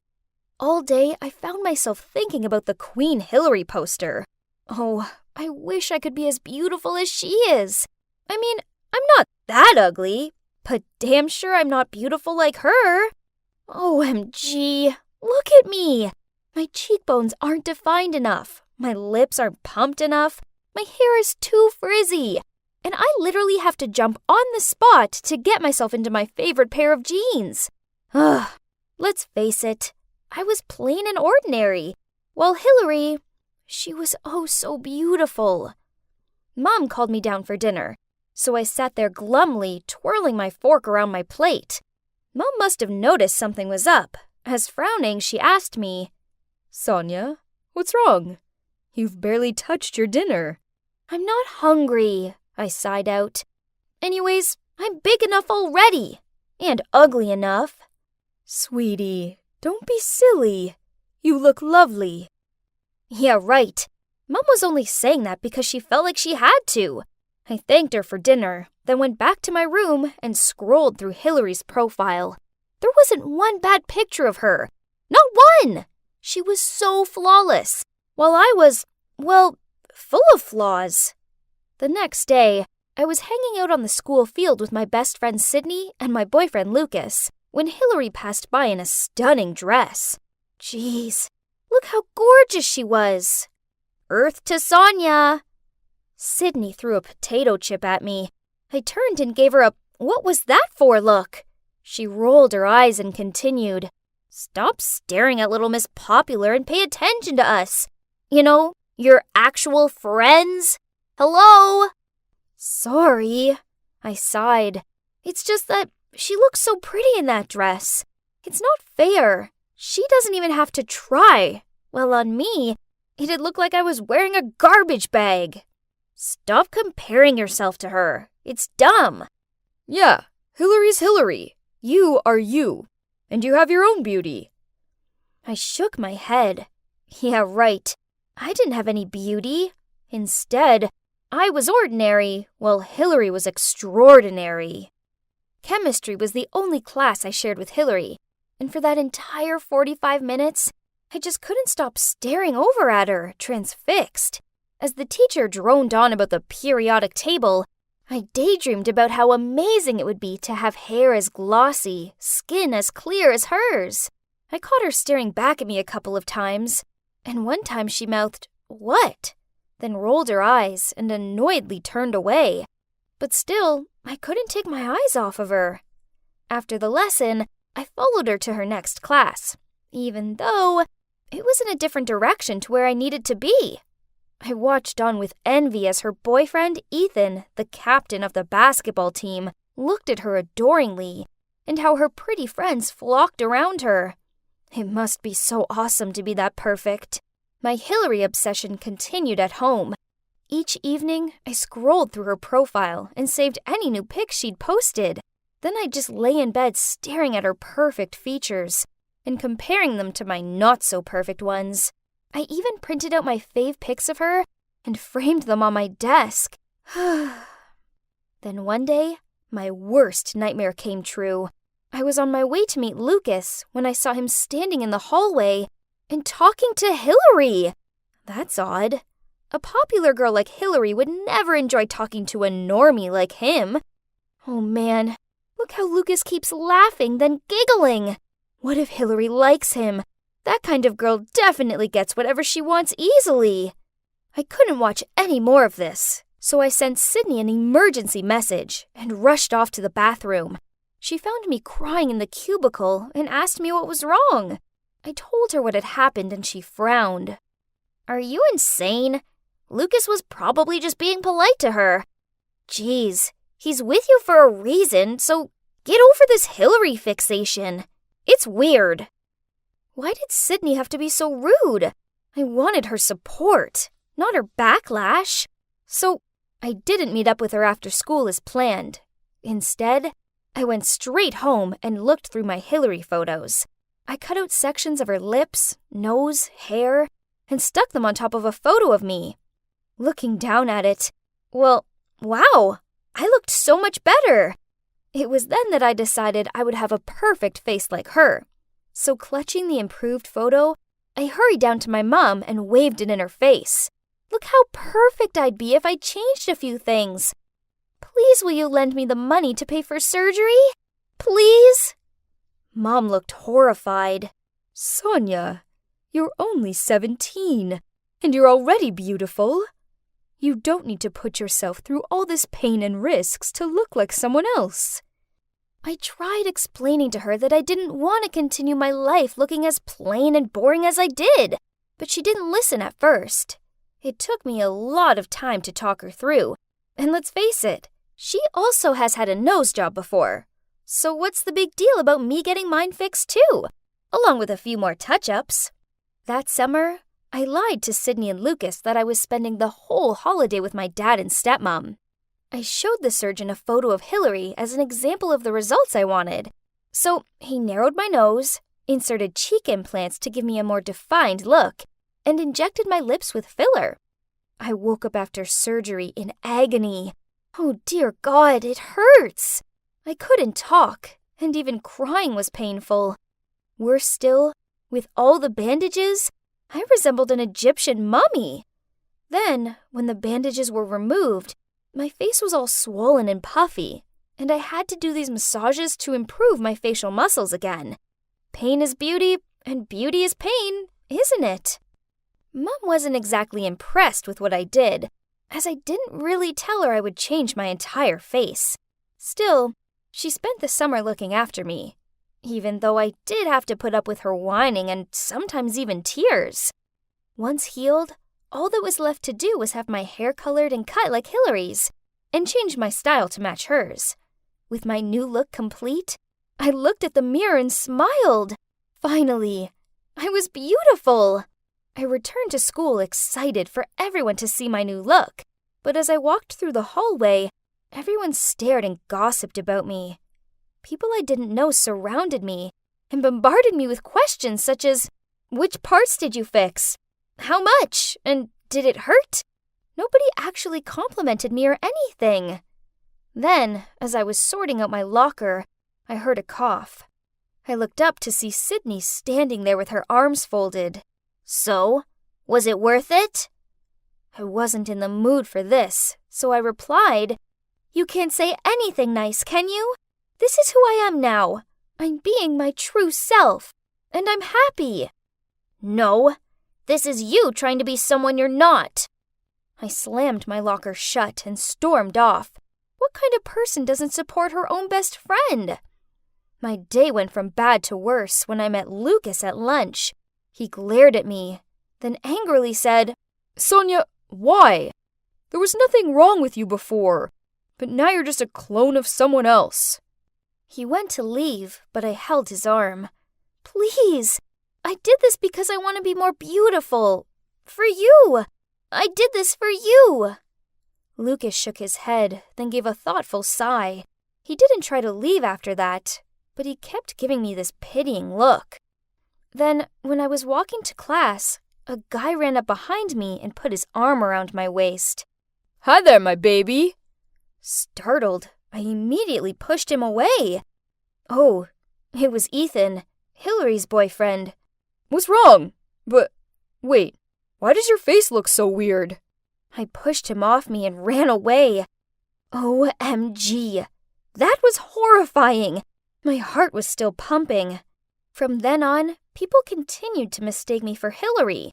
Then whenever Sydney sat with me, they gossiped about how tragic it was that she was trying to be a cool kid. It made her feel uncomfortable, so she stopped hanging out with me at school. I had to sit by myself and felt so lonely. Then there was Lucas. Whenever I tried so much as hug him, he flinched. Then he admitted that he found my new look strange and intimidating. Life carried on, and prom grew closer.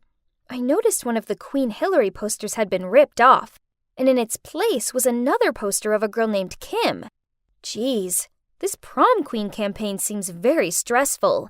Then, as I stepped outside, I heard someone shout, "Now!" Then the next thing I knew, stuff was thrown at me. In just a blink, I was covered in tomatoes and eggs. Yuck! Then a group of girls smirking stepped out and one said, "You should just give up trying to be prom queen before it's too late." I blurted out while taking pieces of eggshell off of my hair. "What? Why attack me?" "Oh wait! Girls, it's the plastic Hillary wannabe. Well, you still deserve this. Have fun being a failed version of Hillary." They laughed as they left. leaving me standing there feeling worse than ever. I went to the bathroom to clean myself up and walked in on Hillary applying her makeup in the mirror. Whoa, her face actually wasn't so perfect with all the makeup on. Oh wow, it's you. She glanced at me. You know, everyone is talking about you even more than me, she said, while covering her eyelid with tons of eyeshadows. I mean, I'm kind of flattered, but trust me, you look ridiculous. You're like the Walmart version of me. I feel sorry for Lucas for having a super insecure girlfriend like you. Then she flicked her hair and left. I looked at myself in the mirror, tears streaming down my face. So Hillary was just a mean girl who faked her butt off to build a friendly image and covered her mediocre face with a lot of makeup. She wasn't perfect, just like me. From then on, I desperately longed to look like myself again. I begged Mom to lend me the money to fix my face, but she refused. No more. Once is enough. Isn't this all you wanted? Great. Now I was going to be stuck looking like this forever. Until one night, my cheeks started aching. Soon, I couldn't so much as twitch my face without being in serious pain. Mom found me clutching my face in agony and drove me to the hospital. The doctor told me my implants had leaked and I needed emergency surgery to remove them. This happened a month ago. Now, when I look in the mirror, luckily, I don't see Hillary anymore. Instead, I see me, but in a quite different look. I've well and truly learned my lesson, and Sydney and Lucas have been there to help me through everything. Now I know that I should have learned how to love myself instead of comparing myself to someone else. I am who I am. And you know what? I now realize that I'm okay with that. Is it usual for you to sit on strangers the first time you meet them? This jerk! I'll show him that he's messing with the wrong girl. It's fine! Please don't hit him! Don't worry. And this is for mugging a kid. No, you got it wrong. He just saved me from those muggers, and he was just teaching me how to fight back at them. Oh my, I thought it was just because the boy's bag was on the ground and that guy was holding his arm like he was about to hit him. I awkwardly stood up, literally screamed out to apologize, then ran straight home. So, as you can see, my home's a little different from the usual. My parents run a nursing home, so I grew up surrounded by the elderly. You were so embarrassed that you left him laying there and ran away? The first time I met my husband, I also knocked him over with my Dolio Chagi. Perhaps this boy is your destiny. Poof! No way, Mrs. Jones. Suddenly, my dad huffed past us. Oh no, I know that look. Something was bad. Lately, our finances haven't been so good. I went after him to check he was okay and found him talking to a man in the yard. On seeing me, the strange man waved me over. Do you know this person?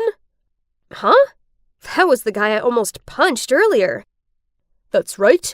The person you almost knocked out is my son. I saw everything, so I followed you here. He's got in with a bad crowd and lost focus on his studies. I want you to steer him in the right direction. I don't want to be a babysitter. I'm sorry. It's too bad about this nursing retreat, isn't it? Seems like it'll have to close soon. Although, if swayed, I don't mind being a major sponsor. This was insane. So, all I needed to do was keep an eye on his son, and all the nursing home's problems would be solved? Dad said I didn't have to do it if I didn't want to, but how could I say no? Okay, I'll do it. So, which school am I transferring to? Geez, everything here was so shiny. But if I had a choice, this would be the last school in town I ever wanted to attend. I entered the classroom and walked over to the only empty seat that happened to be at the back. I was about to sit down, then...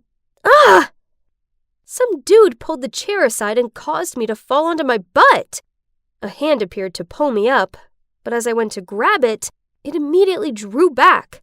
leaving me sitting there embarrassed while everyone's laughing at me. Oops, sorry. I guess I should only give a hand when asked, right? Ugh. It was Blake. I quickly regained my cool face, sat down, and put on my headphones, pretending like I didn't hear any of those comments from other students about my rustic look. This girl seems interesting. The usual. $1,000 if you can win her heart in a month. Deal? Blake glanced at me and sneered at the guy. Easy. Deal. So that's how it's gonna be, is it? Luckily, I hadn't turned my music on yet, hence why I heard the whole conversation. Let me help you get some extra pocket money then, Blake.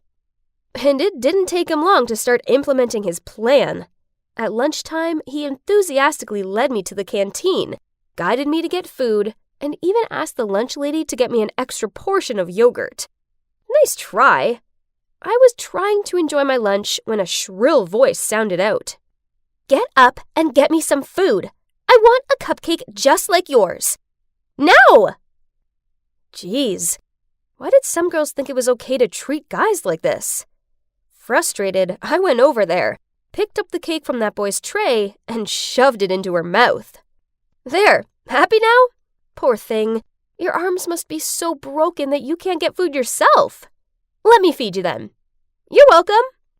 Are you crazy? You're dead meat today. She raised her hand about to slap me, but I quickly dodged, causing her to fall to the ground. As for me, I calmly sat down next to the boy and had my lunch. Sorry for wasting the cake. You can have my yogurt if you want. He's Kai, my first friend at this new school. He's witty, smart, and has a seriously impressive academic record. He was actually here on scholarship, which explained why he didn't quite fit in, just like me. I noticed how Blake seemed rather annoyed and kept staring at me. I bet he was just fed up with being teased by his friends, since I just totally ignored him. Oh, but he didn't give up that easily. The next morning, he showed up at mine to pick me up, but I'd rather run 2 laps around the schoolyard for being late than share a ride with you.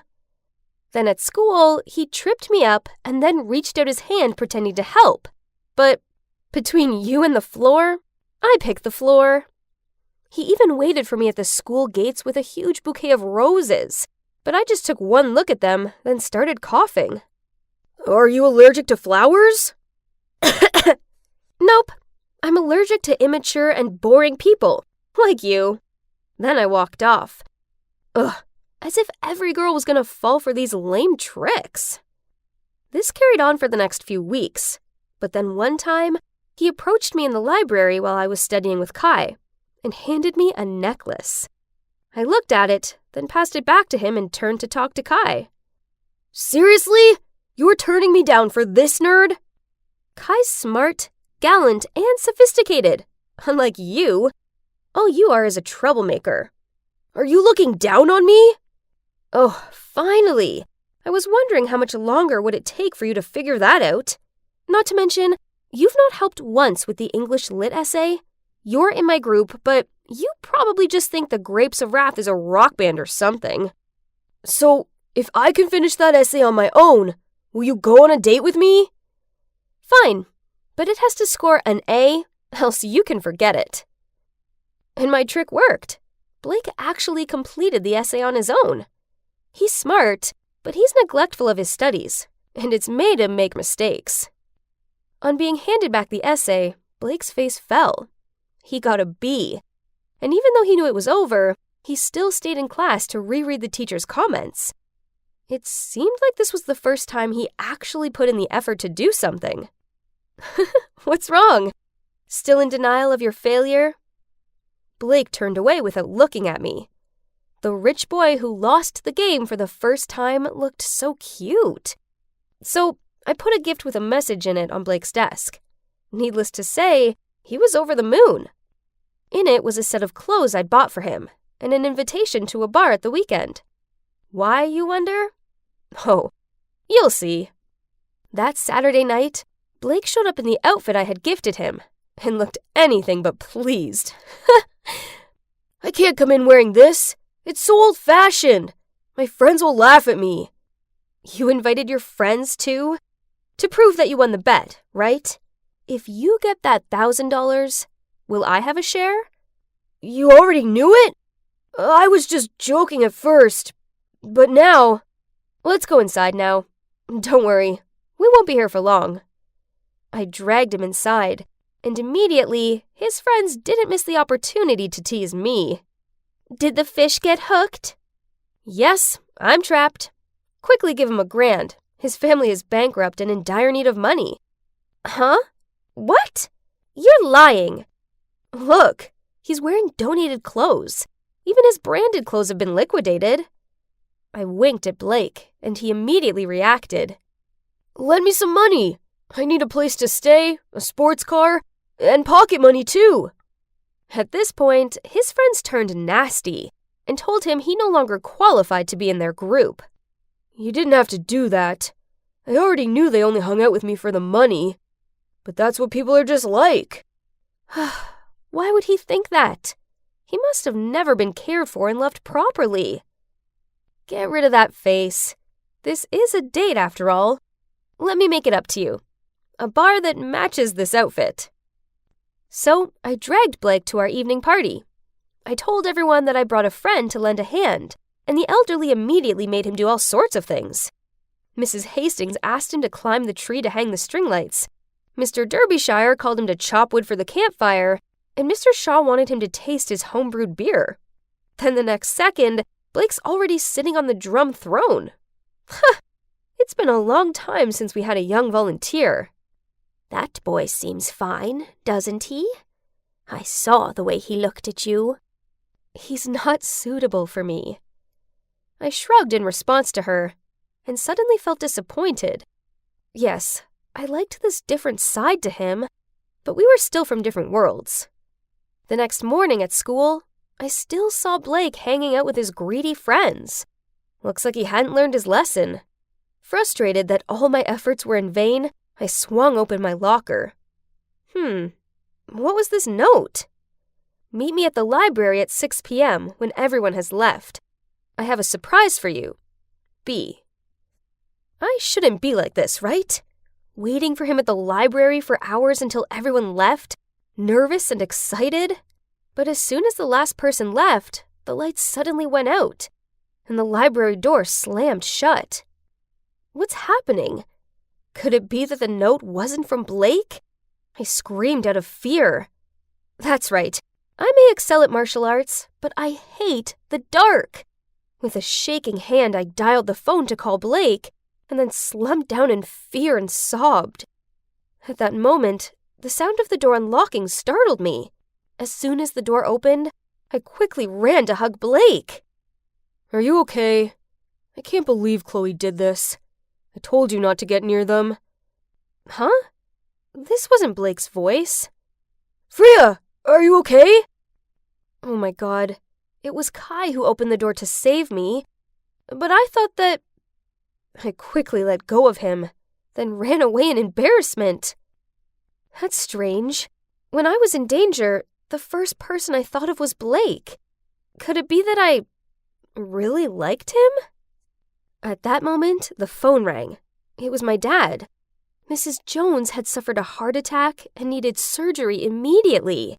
But the surgery cost was so much. Where could we get that money? Ah, yes, Blake's dad. So I called him. Hello, is this Mr. Morris? Blake stopped hanging out with his friends and did his homework. I really need the money now. Please, it's urgent. Are you bringing me out to trade with my dad? My God, it seems like Blake heard all the conversation. So, I'm just your money-making tool? And all this time you've trained me as your pet? It's not like that. We'll talk later. There's no time for your selfish thoughts right now. I gotta go. I ran like crazy to the hospital.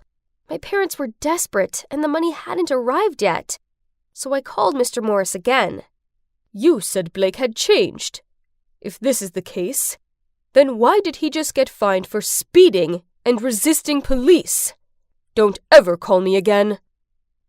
Don't worry, Freya. I'll sell the nursing home land to take care of Mrs. Jones. Everyone's agreed to move to the government nursing home. We sold our house, and now we live with Mrs. Jones in a new town. She's so much better now, but I do miss the other elderly people. Also, I miss Blake. I still keep in touch with Kai, and he told me that Blake has gone to some military school like his dad wanted. Well, that's unexpected from him. You should talk to that guy.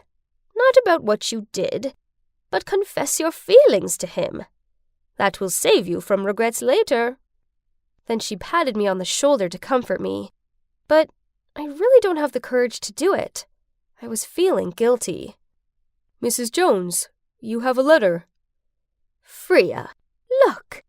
It's the invitation to a nursing home concert. It's our concert, isn't it? Trembling, I took the invitation. What is this? I pushed Mrs. Jones's wheelchair to the door of the nursing home named Sunflower.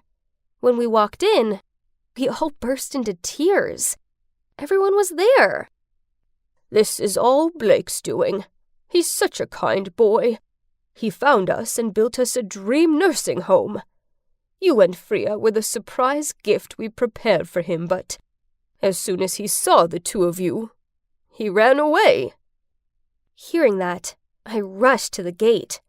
A car passed me. My gut told me it was him. I ran after it and shouted in despair, "Blake, wait! I like you! I really like you!"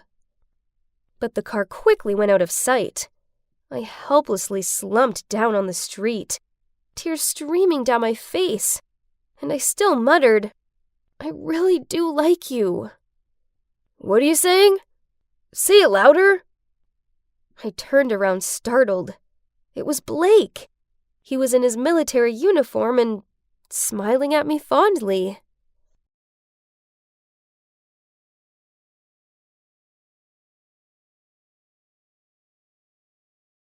Emma, your teacher, Mrs. Holm, called again. She said your grades are appalling and you don't pay attention in class. Why can't you be more like your sister? Yawn. Not this speech again. It's been like this ever since I started elementary school. In my mom's eyes, only my sister, Evelyn, inherited our dad's intelligence, while I'm just the senseless member of the family. Ugh, as if. She's only good with useless books. Bet she doesn't know anything practical, like how Dad's Ethernet company works and such. But whatever, I don't care. I'm full, I announced as I got up and went to my little headquarters, the garage. I was busy working on my own personal project, so I didn't have time to give a hoot about who my mom's favorite child is. Oh, you must be wondering what I'm working on. Well, this device broadcasts Wi-Fi. Sounds familiar, right? But my device is able to broadcast across the entire city. Not only that, the connection is stronger and much more stable than the Wi-Fi people use at home.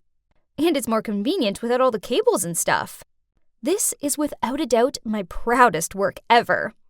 And what a coincidence that a few days earlier at school, Mrs. Holm announced that for the first time, the school was organizing an invention contest. Normally, I give school activities a miss, but this time was different. This contest could be fun, right? There was no time to waste, so I put all my spare time, day and night, into making my invention contest ready. And you won't believe what happened. I won first prize! And that's not all. One of the judges, Mr. Johnson, was so interested in my invention that he offered to invest in it. At first, I was kind of scared and hesitated to agree because, I was still in high school. But this was an opportunity of a lifetime, so how could I deny it, right?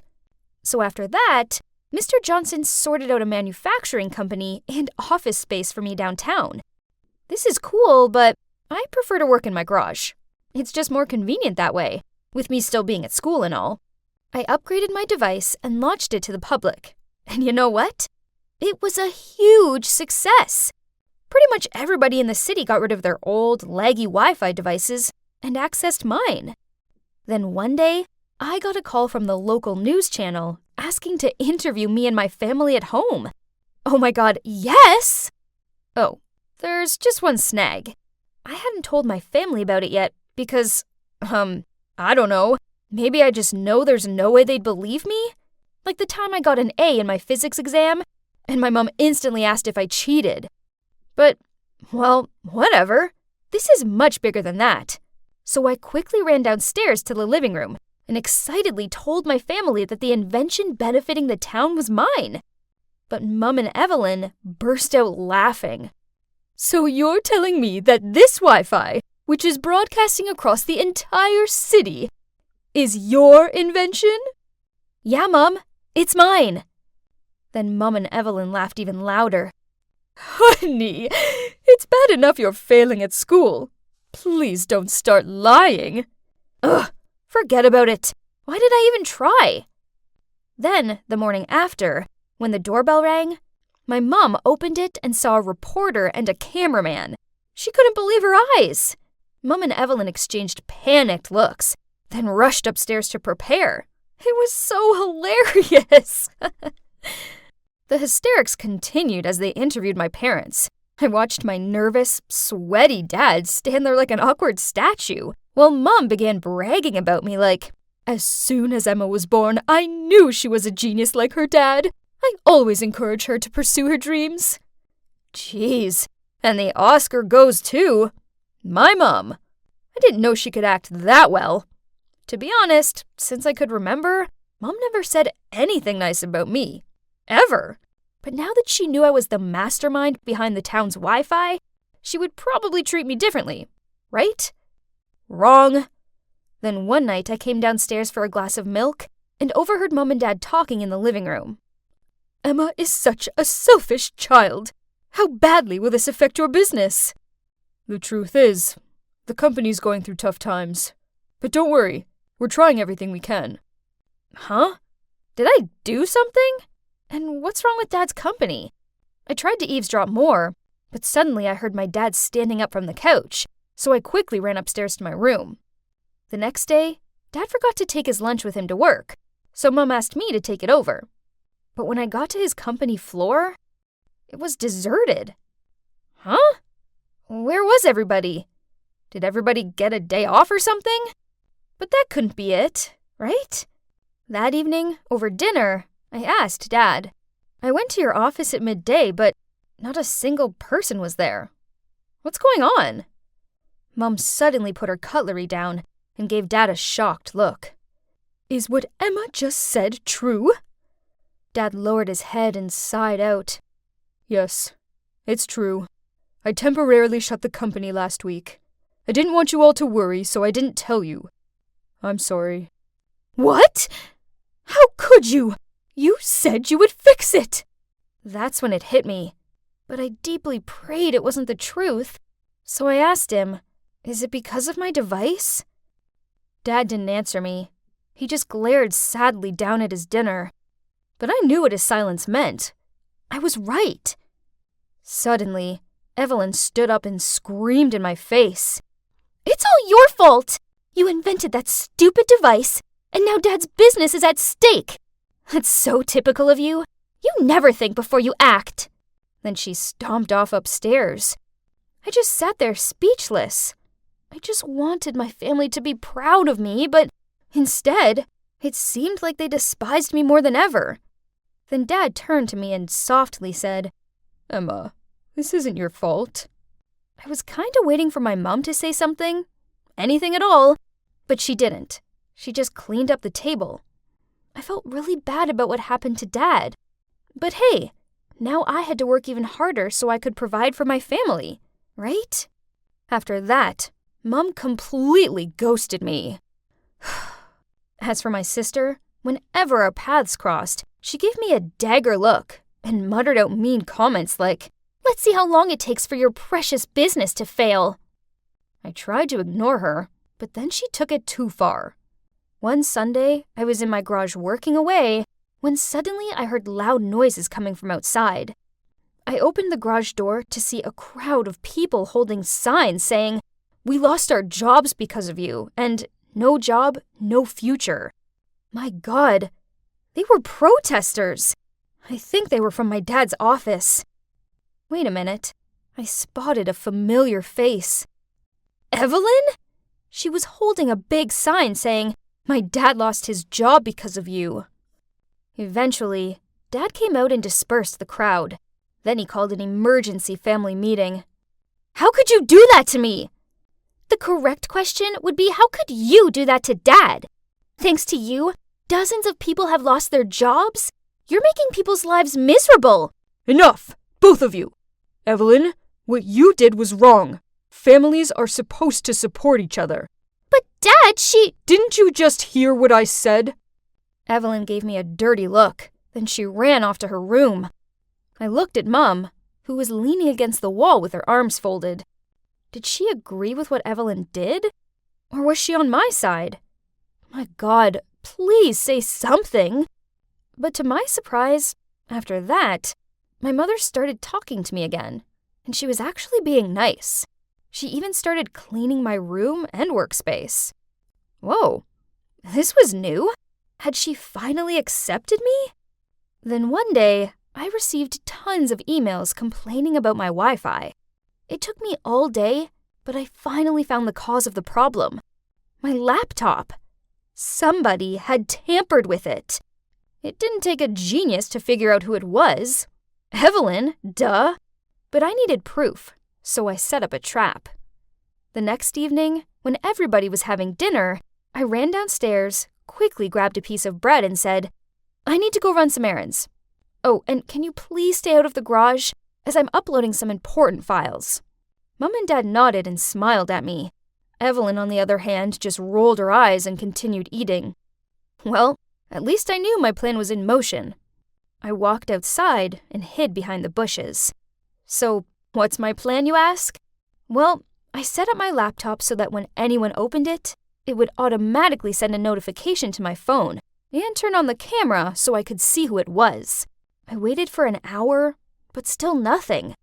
Then suddenly, my phone beeped. Somebody was opening my laptop. They hadn't switched the light on yet, so it was too dark to see them, but I was 100% sure who it was.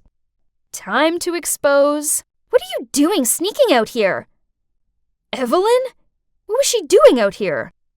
Wait, if Evelyn was here, then who was it in the garage? Not answering Evelyn's question, I ran like crazy into the garage to capture this intruder. And as soon as I turned on the lights, I couldn't believe who was messing with my laptop. It was Mom! What on earth was going on? I called a family meeting and told everyone what Mum did. Dad and Evelyn looked shocked and asked Mum why she did it. "I just couldn't stand seeing your dad suffer anymore. He put his life into that company, and now he's just a laughing stock. Do you realize our neighbors and relatives have been gossiping about him? They think it's so pitiful that he lost out to his own daughter. So I did what any self-respecting wife would do." Was she serious? Why didn't she just talk to me? All I ever wanted was for her to talk to me. Nothing else. But no, she decided to go behind my back and try to sabotage my business instead. After her betrayal, I'd had enough. So I didn't speak to her and avoided her as much as possible. It was one thing for Mum to be cold towards me, but I never thought she was capable of doing this. This went on for weeks, and it got kinda tedious. Trust me, it's no fun trying to avoid someone in your own home. But then one day, I arrived back from school and saw Dad sitting in a corner in the living room, repairing his PC. Geez, he looked so miserable. That's when the truth hit me. This was his passion, and I took it away from him. Suddenly, I understood why Mum did what she did. She saw how disheartened he was, but knew he'd never say anything to me, because he's always supportive. But how can I fix everything? Should I give everything up so that my dad can reopen his company again? Ugh, why was this so hard to figure out? Wait a minute. I think I have the solution. You must be wondering what my dad was doing here. Well, I came up with the idea that we should work together. My dad's a pro with technology, so it didn't take long to show him how things work around here. Oh, and since my business has grown, we were able to employ some of his former work employees too. With Dad around to help, I have time to focus on my studies. Even Evelyn started helping out, and she was so good at it, I made her dad's assistant. Talk about a proper family business. Ha! As for Mom, we had a really long talk. I finally told her how awful her attitude towards me made me feel, and she apologized for everything she had done. I eventually forgave her. I knew she did that just because she loves Dad very much. So, after all that drama, we're now just one big happy family. Here I was, standing in the middle of Christian's apartment with a dumbfounded look on my face. I know I dated a lot of guys, but could it really have been so many that I'd accidentally dated this guy twice? I took another look around the room. Oh my God, that hideous lamp and minuscule kitchen looked really familiar. I was feeling uneasy as I sat on the couch and stared at the guitar. Okay, now I was sure that I'd definitely been here before. Panicking, I made an excuse that my favorite TV show was about to start, so I had to go home. Then I ran out of there. From that moment on, I avoided Christian at all costs. He tried to call and message me a bunch of times, but I ignored them all. How was it possible that I couldn't remember dating him? I mean, okay, I suppose I had been on a bit of a dating streak recently, but it was hardly enough to date myself into oblivion, right? Besides, if this was the case, shouldn't he be able to recognize me too? On the day we met, I was in a terrible mood, so was drowning my sorrows in a bar. I had a bit too much to drink, so when I walked out and accidentally bumped into Christian, I began blaming him. But instead of ignoring a drunk girl, he made sure I got home safely. After that, I don't know if it was by accident, fate, or if Christian was stalking me, but I seemed to run into him all the time. Hey, if the universe wanted us to hang out, then who was I to stop it? So I started talking to him, and turns out we got on really well. Then, of course, came that day when he dropped the bombshell. He said he likes me, and I kind of like him too, so we started dating. Now, did you see how wrong this was? If I'm his ex, then why did he approach me? Also, I mean, what are the odds for the both of us to just have zero recollection of each other? Or was he pretending not to know me? If so, then what were his purposes? Ugh, the best thing to do is to dump him first, right? Problem solved. But then one day, I got home from college to find Christian standing at my door with a bunch of groceries. He came by to cook me dinner. Oh, that's kinda sweet. Well, seeing as he's here, I should hold off on breaking up with him until after dinner, right? But man, it was so hard. All I could think about was how caring and thoughtful he was. Then suddenly, he said something that messed up my whole plan. My roommates are terrible cooks, especially my brother, so the two of them pester me to make all of their meals. Wait a minute, did he just say brother and roommate? So it turns out he wasn't living alone. What a relief! That means there was still hope that I could have dated his brother or his roommate, not him. I just needed to figure out which one it was. I needed to find out more about them, so I praised him for more information. He told me that his brother was dumped by his ex in the worst way possible. He'd arranged a romantic dinner at a restaurant, and while he was talking, she screamed out that she wanted to break up. It was not only devastating for him, but also humiliating. Oh my God. That sounded so familiar, because I often did that too. It's like my signature move. Could it be that the person I dated was his brother, Connor? If yes, then that would be great. It means I could continue dating Christian, right? To be honest, I really hope it's Connor. So all I needed to do was meet the guy and let him confirm it. But easier said than done. The guy was never home. Until one night. Christian and I were at a bar when we heard some loud noises coming from the booth next to us. A guy was yelling at a couple. Seeing that, Christian immediately ran over to them and stopped the guy. Turns out the guy yelling was Connor, and the couple were his ex and her new boyfriend. So she was the one who broke up with him in that terrible way, not me? Now it's either Christian or his roommate. While I was in deep thought, Christian came back with 2 hot dogs in his hands. Hey, Christian! Suddenly, we heard someone calling his name. We turned around to see 2 guys standing behind us. It was none other than Christian's roommate, Wes, and his boyfriend. Yes, you heard me right, his boyfriend.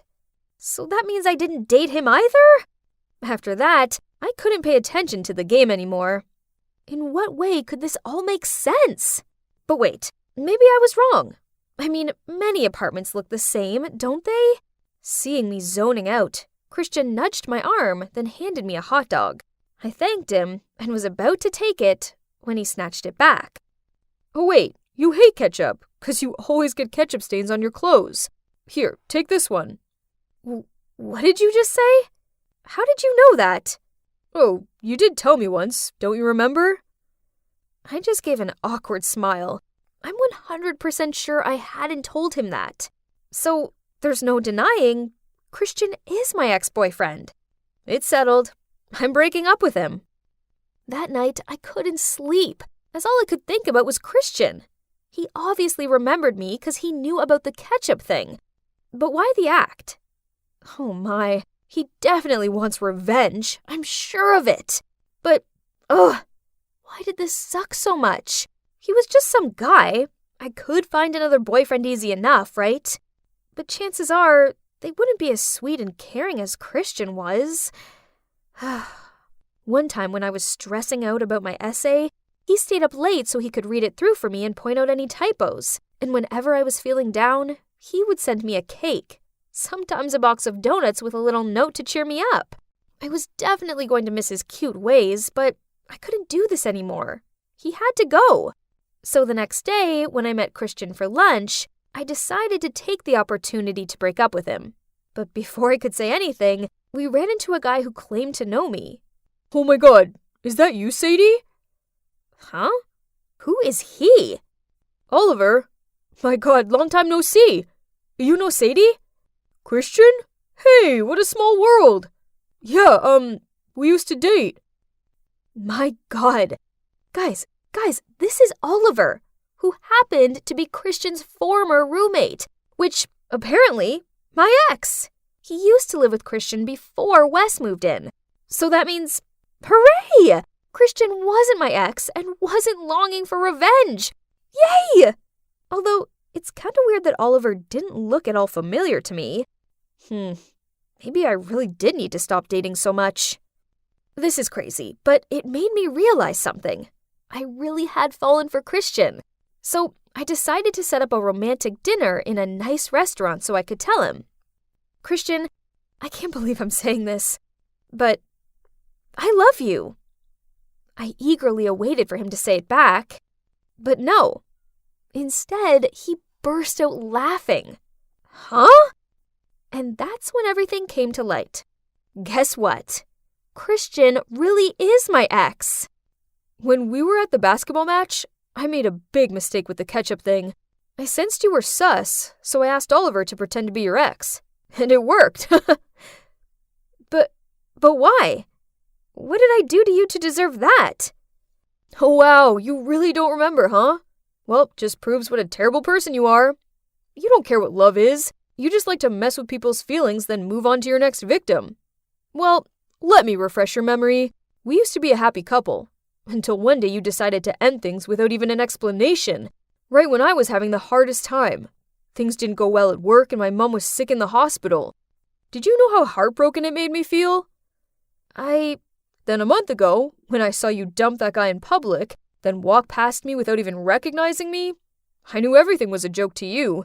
So I came up with this plan, and I don't regret anything. Then he stood up and walked off. What? That couldn't be true, right? Because I had no recollection of what Christian just said. But he seemed adamant it was true, so I went to see my doctor. Actually, ever since the accident, I haven't been back here for any extra checkup. And you know what? After several tests, I was diagnosed with memory loss. Well, that explained a lot. You see, a few months ago, I had a bicycle accident. I fell off a cliff, but luckily it wasn't high. I bumped my head, but I thought I was okay, as I still remembered my family and friends. Turns out, I only lost the memory about the period of time when I was dating Christian. How ironic. But it was a big misunderstanding. You know, I have this bad habit that every time I feel someone is getting distant towards me, I save face by dumping them first. So maybe when Christian was busy taking care of his mom in the hospital, I misread the situation and ended things with him.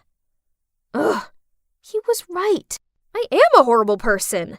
I can't believe I let an amazing guy like him go. But nope, not this time. I believe the universe gave me a second chance. That's why I met him again. So I ran to Christian's apartment to explain everything to him. But when I knocked on the door, Wes opened it. You just missed him. He's heading to the airport to visit his parents for a few weeks. What? I couldn't wait 2 more weeks. So I took a cab to the airport. But on the way, I got stuck in traffic. Ugh! How am I supposed to find him now? Wait a minute. I've seen this scene play out many times in movies. So, can you guess what I did next? Yep, I stepped out of the taxi and ran like a crazy person up the road. I looked into each taxi hoping to find Christian and, do you believe it? I finally found him. He looked very shocked when he saw me getting into his cab. Before you kick me out, please let me explain. Then I began to tell him about my mom and how my dad and countless other men abandoned her.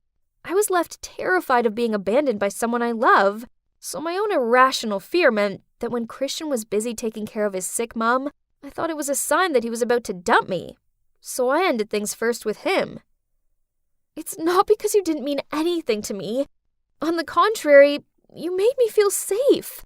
I just like you so much that I didn't want to get hurt by you. Then I explained to him about my accident and why I don't remember him. Christian remained silent and kept his head down. It seemed like he didn't want to give me another chance.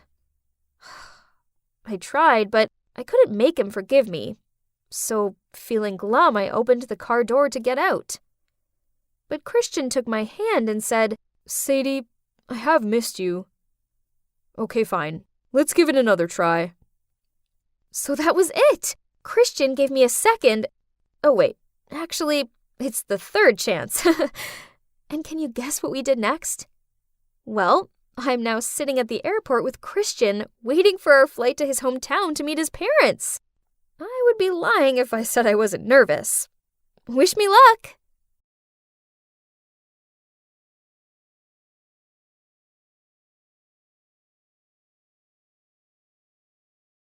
Hi, I'm Nicole. I grew up in a small town. You know, the kind where everyone knows each other's business. Don't let my pretty appearance and feminine ways fool you, as I'm a tough cookie. But my best friend Dominique, well, she lets people walk all over her, which really annoys me. I always went out of my way to protect her, but I never expected to lose her as a best friend. Dominique and I met way back in kindergarten. This other girl was teasing her about her pigtails, so I stormed over there and pushed her into a muddy puddle, which resulted in her running off in tears. Dominique gave me the sweetest look and shyly thanked me. After that, we became pretty much inseparable. We pinky promised each other that we'd always be there to protect each other, and we'd never date anyone, as boys were stupid. But then, high school happened. Dominique grew prettier and prettier, which meant lots of boys liked her. But she had the worst taste ever in boys, and she always went for guys who took advantage of her sweet nature. There was this one jerk from school called Brandon. He thought the world revolved around him just because he was okay looking and good at sports. Jeez, he was the worst. Anyway, he made sure everyone knew about the lame party he was having. Dominique and I were standing by her locker when Brandon came and talked to us. After he left, I looked at Dominique. She turned as red as a lobster. I knew that look. She clearly had a crush on him, and I, as always, had to protect her from the latest jerk.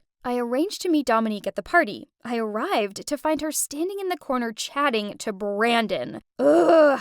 I hurried over to them and started talking about odd things like how beautiful the weather was. Dominique noticed my weird behavior, so she asked Brandon to get us some drinks, then asked me what was up. I said to her, "Why are you hanging out with this guy? Don't you know how he treats girls like you?" She replied, "Girls like me? What's that supposed to mean? I don't need a babysitter. You can't tell me what to do." Then she walked off in a huff. Whatever, she could be that way. I was trying to protect her from a guy only after one thing. She didn't have to be so crass about it. I hung out with some of my other classmates, but continued to keep an eye on her. She barely left Brandon's side, and I noticed how he kept supplying her with drinks. When it got to the point that she nearly fell over, then giggled about it, I knew she'd drunk enough. I went over to her and told her I was taking her home. But Brandon had other ideas. He grabbed a bottle and announced that all of us were going to play Spin the Bottle. Ugh, could this night get any worse? Smirking, he passed me the bottle and said, "Ladies first." I snatched it off him. Jeez. I hoped the bottle didn't stop on Brandon, as I would probably throw up if I had to kiss his gross lips. I spun the bottle and I swear it took forever to stop spinning. And then the bottle finally stopped on Dominique. OMG!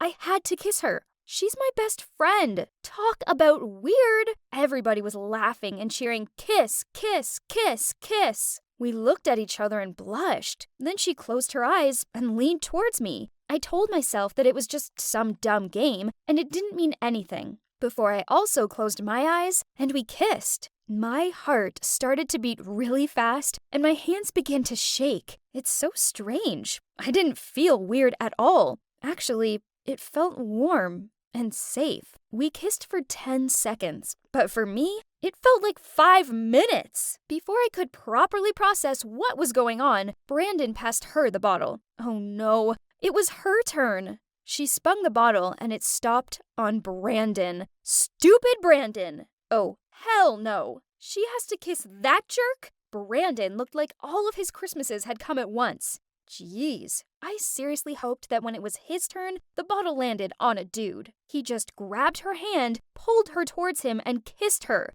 I mean, really kissed her. And she kissed him back. Oh no. I thought I was going to throw up. Everybody was cheering. Well, except for me. Obviously, they wouldn't quit kissing, so I pulled him away from her and told her that that was enough. But he flinched me off and told me they were just getting started. Then he continued kissing her. Anger fueled me, so I grabbed Brandon and punched him in the face. Everyone was yelling at me, including Brandon, who made it clear I needed to leave his lame party. I looked at Dominique, but she glanced away from me. Then I saw Brandon put his arm around her shoulders. After that, I left without saying another word. I was angry, especially towards Dominique. She was my best friend, yet she chose to stay with that jerk over me. More confusingly, I couldn't stop replaying our kiss over and over in my mind. I'd dated a few guys before, but I'd never felt that way when I kissed them. With her, it felt like butterflies were in my stomach. Did I have feelings for my best friend?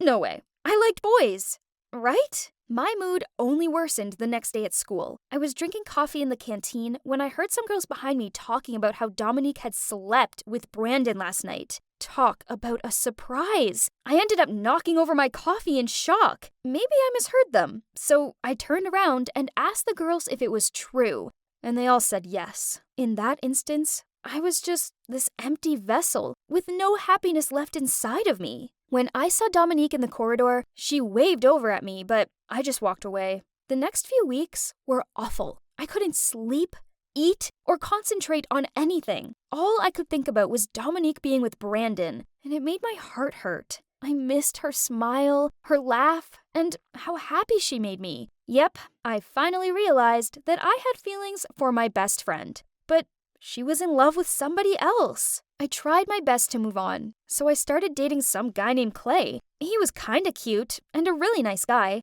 Clay was great and all, but I missed Dominique like crazy. Then one day, when Clay was round at mine studying, there was a knock at the door. To my complete shock, I opened the door to see Dominique standing there. I didn't know how to react. Part of me was so happy to see her, but she caused me so much pain. So I abruptly said, "What do you want?" "Nicole, please hear me out. I'm so sorry about what happened at Brandon's party. I really miss you, and there's something else I need to tell you." I couldn't deal with this right now. I still felt so hurt, so I told her to go. Then I went into the house and left her outside. Later on, I received a message from Dominique. "Dear Nicole, I'm really sorry about everything. I wasn't a good friend to you. You protected me, but I didn't appreciate it. I'm so stupid. I realize now that You are the best thing that ever happened to me. I love you, Nicole. But I get it now. We're not destined to be together. I hope Clay makes you happy. Your best friend, Dominique. Dominique loved me. She loved me too. I needed to see her right away, so I ran over to her house. But when I got there, it was like the end of the world. She wasn't there. But not only that, the house was empty. I tried calling her, but her number didn't exist anymore. Her neighbor told me Dominique's father had got a new job, so they'd all left in a hurry, and she didn't know where they'd moved to. And that's it. Dominique had erased herself from my life. I didn't even have the chance to tell her how I felt. I just sat outside her empty house and cried. I broke up with Clay after that. Then, when I graduated from high school, I left the town that held so many painful memories about Dominique and moved to college in New York. After 4 years, I graduated and decided to stay in the city. One day, I was having my morning coffee in my favorite cafe when I saw this woman across the street. She looked so familiar. Could it be? I couldn't believe my eyes. It was her. It was Dominique. I narrowly avoided being hit by a taxi as I rushed across the street to get to her. Dominique, is that you? I shouted. She turned and looked at me. Nicole? Oh my God, how long has it been? 5 years? Then I noticed that she was holding a kid's hand. He looked around 3 or 4 years old. Is that your nephew? He's so cute, I said. Actually, no. He's my son. His name is Nick. I named him after you. It turns out, before she'd left town, she'd fallen pregnant with Brandon's child. She decided to keep the baby and raised him alone with her family. And she hadn't told Brandon about him. Having her back in my life was amazing. There's no way I was losing her again. So one time when I was over at hers watching a movie, I found the courage to tell her how I felt about her. At first, she was quiet, and my heart sank at the prospect of her rejecting me. But then she smiled and told me she loved me too, and that she always had. I'm so relieved that this time around, I didn't make the same mistake that I made when I was younger. I'm so fortunate to have another chance with Dominique, and I will never let her go again. Her and Nick are my world. Our mistakes don't define us. Instead, they're there to learn from, so in the future, we're more capable of making the right choices. As soppy as it sounds, I guess true love will always prevail in the end. It definitely has for me.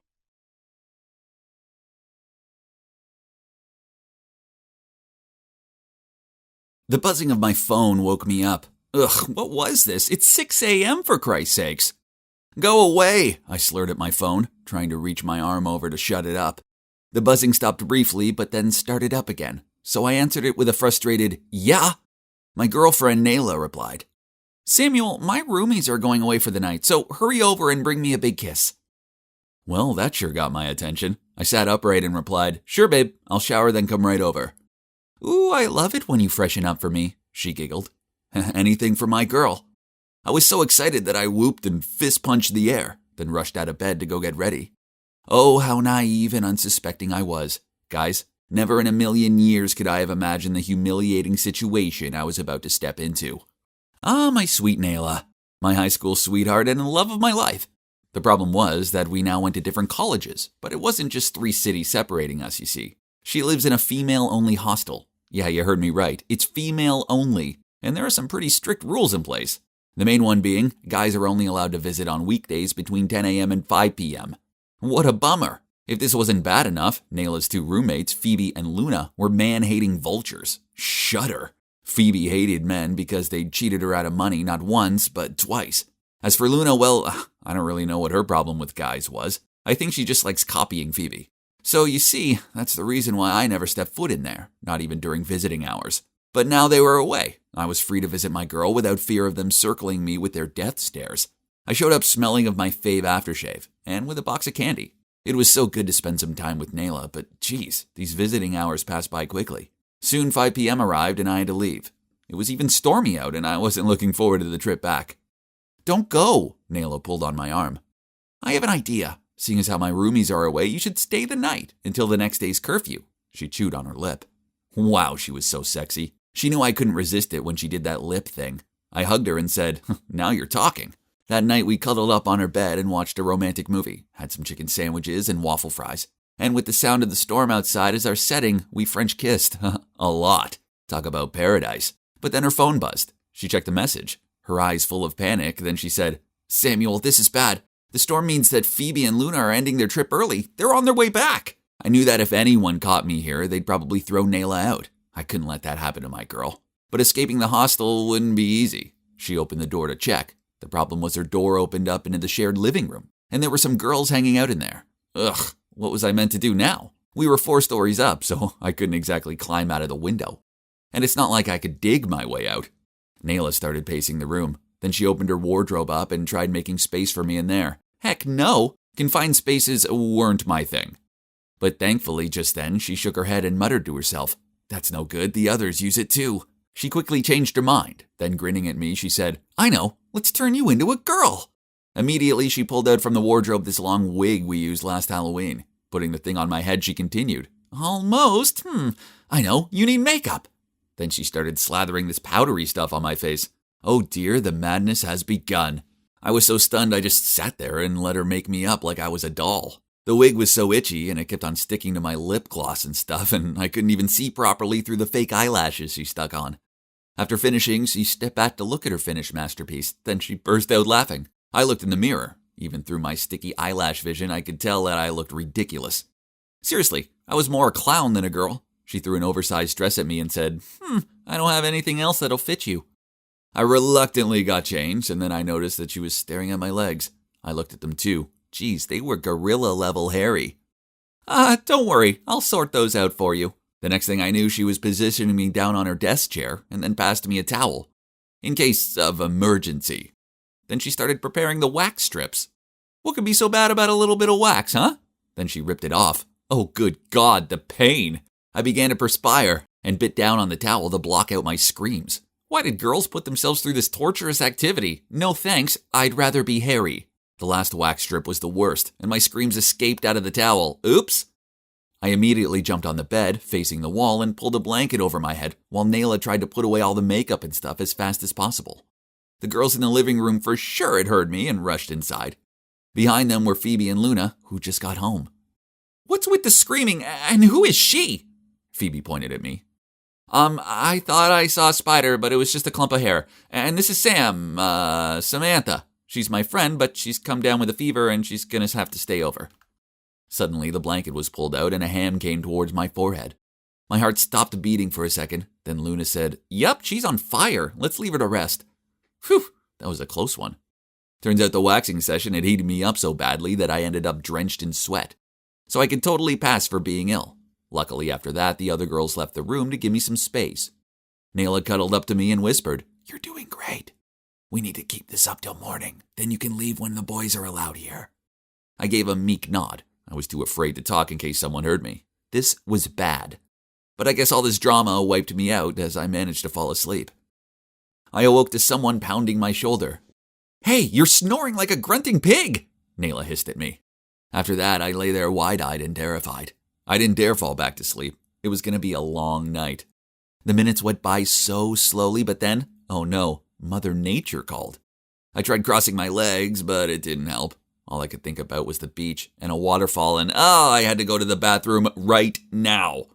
The room was dead quiet, so the other girls must be sleeping, right? I tiptoed through the room, then to the living room. Not familiar with the house, I had to use my hands to guide myself. Then suddenly, I accidentally touched something soft. While my brain was trying to work out what it was, I felt a slap across my face. Then a girl said, "Hey, what are you doing?" Horrified, I tried to squeak out a "sorry" with the girliest voice I could, then hurried off to find the bathroom. But that was not all. While I was in there, the door suddenly opened, and a girl saw me peeing while standing up. Damn it, I should have locked the door. Then she yelled out, "What on earth is this?" I finished what I was doing, then turned around to try to explain, but the girl looked so terrified as she pointed at me and stuttered, "Ghost! Ghost!" Oh right, my wig was hanging down over my face, so I probably looked like that spooky girl from The Ring. I froze there, not sure what I should do next, when the other girls gathered around me. Luckily, my babe ran over and put her arm around my waist and said, "Sorry, girls, my friend often sleepwalks, and combined with the fever, it's made her delirious." Then she quickly pulled me back to her room and everyone dispersed. Phew, that was a close call. After that, I lay in bed too afraid to cough, flinch, and basically breathe. It was the longest and most tiring night of my life. Finally, morning arrived. This ordeal would end soon, right? Wrong! Phoebe and Luna wouldn't leave the room at all. What was going on? Didn't they have lives to lead? In the end, Nayla asked them, "You two don't have classes today, huh?" They must have shaken their heads or something, and then she said, "Oh, okay. There's a new clothes shop open in the mall. Want to check it out?" Without responding, Phoebe sprang to her feet, walked over to me, pulled back the blanket, and tugged at my wig. Then, with a massive smirk on her face, said, "Game over, Samantha."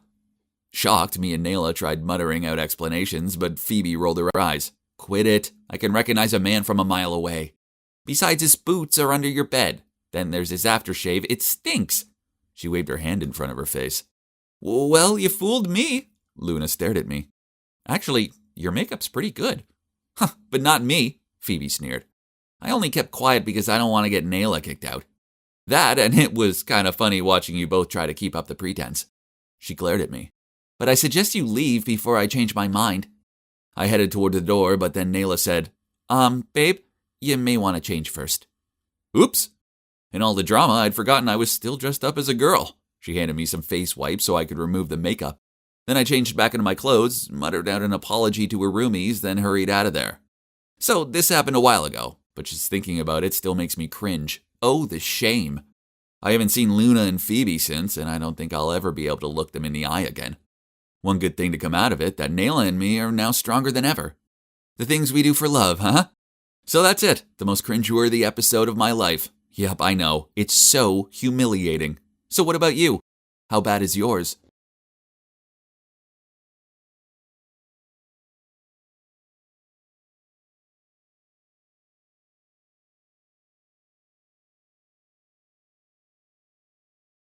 Hey, my name is Erin, and as you can see, I'm just your normal 18-year-old college girl.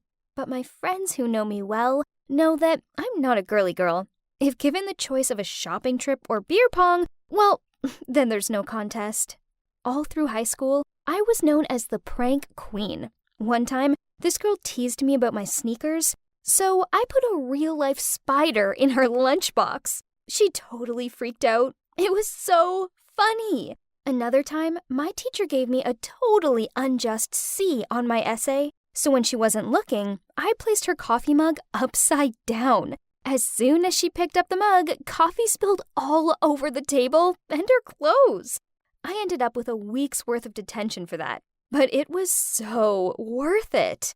So, yeah, even though I was out of high school now, my mischievous nature wasn't going anywhere. I didn't even feel like I needed to change or be more mature because my life was still going perfect. I always had my longtime boyfriend Zach and my bestie Jace on my side. We went to the same college together. Me and Jace even moved out to live independently. Trust me, college life was worth 12 years of waiting. I'm a sociable and active girl, while Zach is pretty handsome and great at sports, so we soon became a popular and beloved couple at college. We were even given prom king and prom queen crowns for freshmen. I could see people admired us any time we were together. It was like our love was a typical relationship that they always wished for. Only I knew that deep down inside, Zach's feelings for me were changing. We seemed to argue all the time, and at the root of it was the fact that I wasn't gentle like most other girls. Ugh. He used to see me as the most interesting and attractive girl in the world. What happened? Once, he took me to a party to celebrate his basketball team's win. We cheered a lot, and at a point I was so excited that I jumped on the table and drank wine with the boys. Everyone around was cheering with joy, but Zach wasn't happy. Then later, when I was getting in his car ready for him to drive me home, I asked him, "What's wrong? Aren't you happy you won?" He replied, "You're an embarrassment. No one else's girlfriend was down in wine and cheering at the top of their voice. Why can't you just be gentle, like your friend Jace?" I was fuming. So fuming, in fact, that I got out of his car, slammed the door shut, and walked home. It was such an outrage comparing me with another girl. Not to mention that Jace is the complete opposite of me. She's super quiet and introverted. You know what they say, opposites attract. This is so true, as Jace and I are the best of friends. But there's no way I could be gentle like her. If he wanted me to be more like her, why didn't he consider himself to be as sweet and smart as her boyfriend, Jay? I arrived home to find Jace sitting in tears on her bed. Oh, my gentle, weak girl. That night must be Black Friday for both of us. So I hugged her and asked her what was wrong. She replied, "Jay's changed, Aaron. He doesn't like my meekness and wants a more vibrant relationship. In fact, he wants me to be more like you. He said I should be active and strong like you are. Now I don't know what to do." I said, "Oh, God, boys are so confusing." You know what? Zach said the same thing to me. He wants me to be gentle like you. Jace looked at me with surprising eyes. Really? He did? I know, so hilarious, right? We have to do something to make them realize our true value. But what can we do? And once again, my prank-minded brain came up with an extraordinary idea. And I told her, "I know, Jace. We can swap boyfriends." "No, Aaron, I don't like Zach. And from when you have eyes for Jay?" "Hey, don't get it wrong. I just want my Zach. So here's the plan. We will annoy our boyfriends so they won't want to hang out with us for a few days. Then we'll take this time to strike and flirt with each other's boyfriends. Then, just when they thought they're getting close to us, we'll be super annoying. Then they'll realize just how amazing their actual girlfriends are." Talk about an amazing plan, huh? I mean, what could possibly go wrong? Jace was hesitant at first, but she eventually came up with my prank. As usual, our boys would soon come back as their old selves. I put my part of the plan into action by asking Zach over to watch the new episode of his favorite show on Netflix. Then, during the show, I ate popcorn really loudly, then continued to make comments and laugh while he was trying to concentrate. Eventually, he snapped and said, "Are you crazy? I'm trying to watch this." I replied, "What? You can't stand me anymore or something?" We argued a little bit, then he said, "You know what? You're annoying. Why can't you be nice, delicate, and gentle for just a moment?" Then he stormed out of the room and left. I immediately texted Jace. Mission completed. As for Jace, she went out with Jay. But whenever he asked her what she wanted to do or eat, etc., she replied, "Whatever," to everything. It soon drove him crazy because he didn't know what to do to please her. That was classic. When Jace kept shaking her head when he gave her options for what to eat, he got furious and drove her straight home. OMG, I couldn't stop laughing. So the first step was successful. Next, we needed to approach each other's boyfriends. A couple of days later, I found an excuse to meet Jay. He was a computer genius, so I messaged him on Facebook. "Hi, Jay. You know a lot about computers, right? Can you help me, as my laptop won't connect to the Wi-Fi and I have an assignment due?" Then he replied, Sure. Just take a picture of it and send it over." So I replied, "Can I bring it to your place? You gotta help me. I don't know what to do." Well then, of course, he said yes. So I wore a cute outfit and went over there. I kept touching his arm and praising him. Then, when he became more open to me, I started to tell him how lonely and empty I was as Zach and I were over. "Oh yeah? How come?" He raised an eyebrow. I sighed out. "He thinks I'm too loud and boisterous." I tried to fake my tears. "Am I annoying, Jay?" He was surprised. "No, you're not. You're an active, outgoing, and interesting girl. Don't let his judgment bother you." Ha! So my tears worked. So I just pretended to cry harder. He frantically said he knew how to cheer me up. Then he took me to the amusement park. I laughed loudly in the middle of the roller coaster queue, let my ice cream smudge my face, and intentionally didn't wipe it clean. Then I demanded he win me a teddy on the beanbag throwing stall game. But every time he threw the beanbag, I shouted out and clung onto his arm. I knew boys hate being stuck and nagging all day. Like, really, really hate it. Soon, he would realize how awesome Jace was. Talking about Jace, she came to find Zach at the gym, but pretended like it was just a chance meeting. She asked him to show her how a treadmill worked, then used the same way as mine for Zach to ask her out. They went to the cinema to cheer her up. She refused to see the action film he was longing to see, as it was too noisy, said no to any movie he suggested, then eventually ended up in a chick flick. But right at the climax of the film, she complained it was too dark and crowded in there, and made him leave early. How ridiculous! LOL. He must be so annoyed.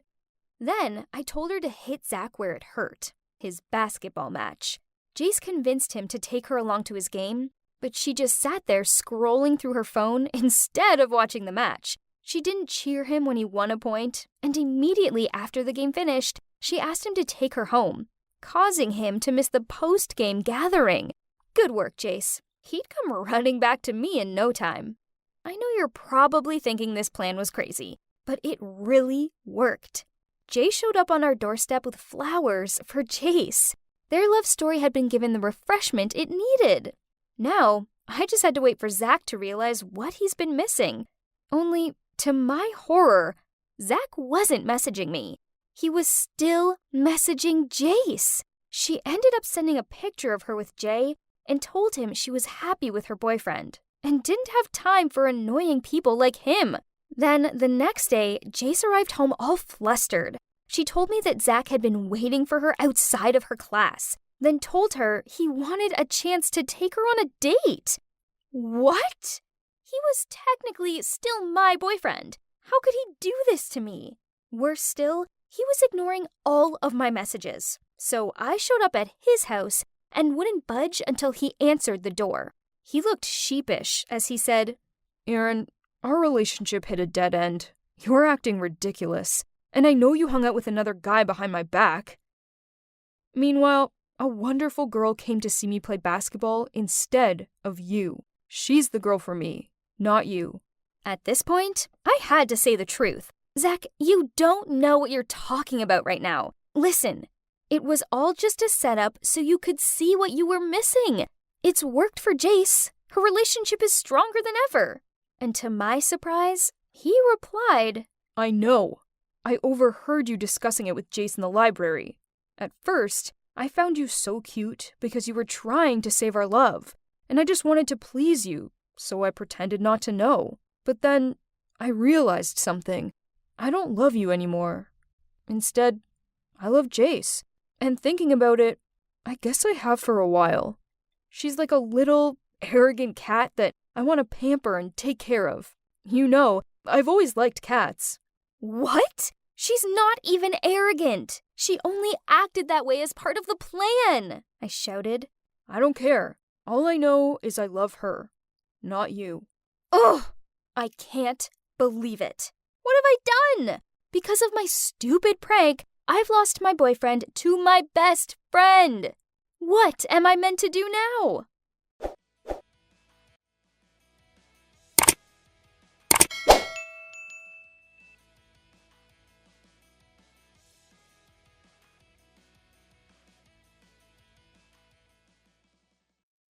Hey, I'm Millie. I'm 14, and I have the biggest crush on my older brother's best friend, Jason. When my brother said Jason and his other friend were staying over that weekend, I was super excited.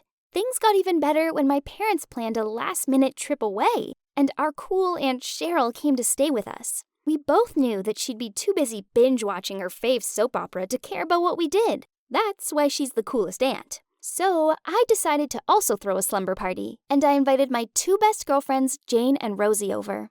My plan was that we could order pizza and ask my brother and his friends to join, so I'd have a chance to hang out with Jason. I knew they'd say yes. I mean, when did boys ever turn down pizza?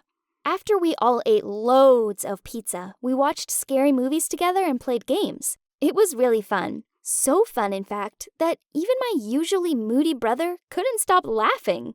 I wore my cutest pajamas and was extra nice to Jason, making sure he always had a drink and stuff. We played 2 truths and 1 lie, and the boys lost. So we made them give up the mattresses in my brother's room for us to sleep on. as sharing my bed with two friends was kinda uncomfortable. The boys had to carry the mattress to my room and make the bed for us. It felt so good to be able to have one up on my brother and boss him around. Rosie and I got into my bed and Jane claimed the mattress, as she tossed and turned loads in her sleep. For fun, we ordered the boys around a little more.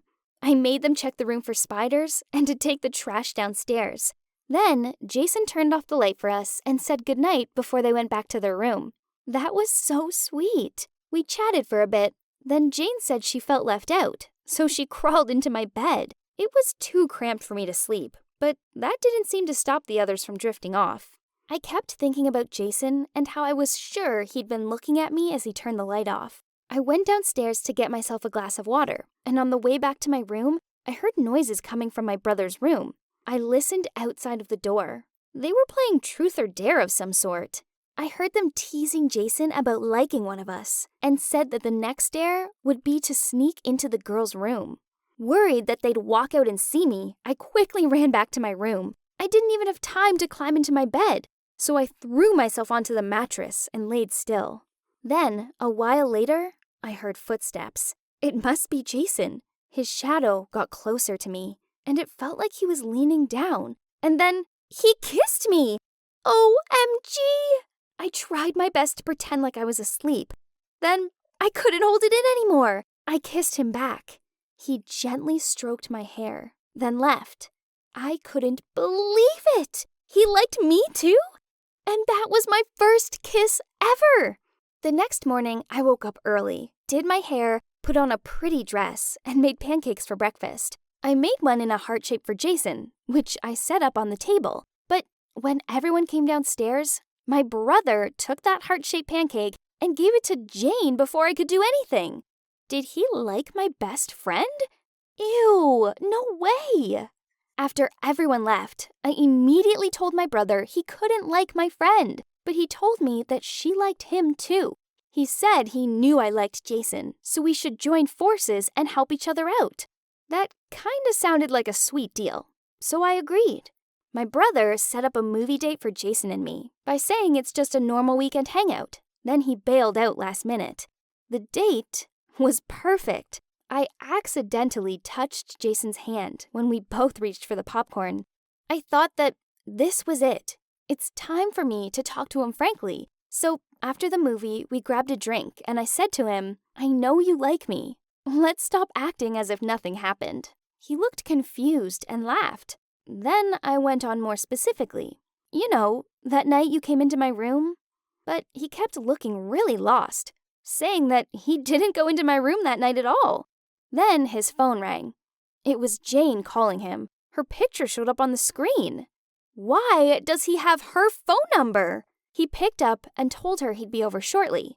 I immediately asked him about it. Then he stuttered, saying that actually, he and Jane had just started dating. They first met at my slumber party and had exchanged social media accounts and have been talking to each other nonstop ever since. He also said that they were thinking about how best to tell me and my brother about this. And thank you.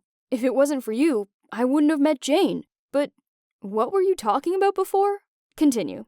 Stunned, I quickly replied with, Gotcha! I was just kidding. It was a dumb dare. My brother dared me to prank you because I lost a game to him. I made my excuses and swiftly left after that. I felt completely mortified. When I arrived home, I threw a tantrum and told my brother everything, including the part about me overhearing them playing Truth or Dare and the kiss. He just sat there listening with his mouth wide open. And then things all came to light. They dared Jason to go into the girls' room and draw on our faces, but he refused, so he chose Truth instead. And he answered a question saying that out of all the girls, he liked Jane the most. After that, my brother felt uneasy. He was confident that Jane had eyes on him too, so he pretended to go to the bathroom, and then he came into my room. And before he could stop himself, he kissed Jane, and she kissed him back. But turns out, it was me! I was the girl who was lying on the mattress! He then screamed at me. Why did you suddenly switch beds? While I screamed back, you stole my first kiss? This is so disgusting and awkward. We quickly calmed down and stopped yelling at each other because it's even too embarrassing to fight about. We then swore to keep this a secret till the day we die. And now we have 2 heartbroken siblings who have accidentally kissed each other in this household. Not to mention, from now on, we will have to watch our crushes being all lovey-dovey with our friends, too. This is a nightmare.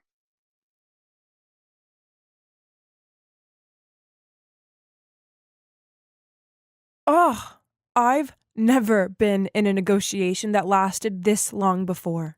I've been here since 3, and it's now 8.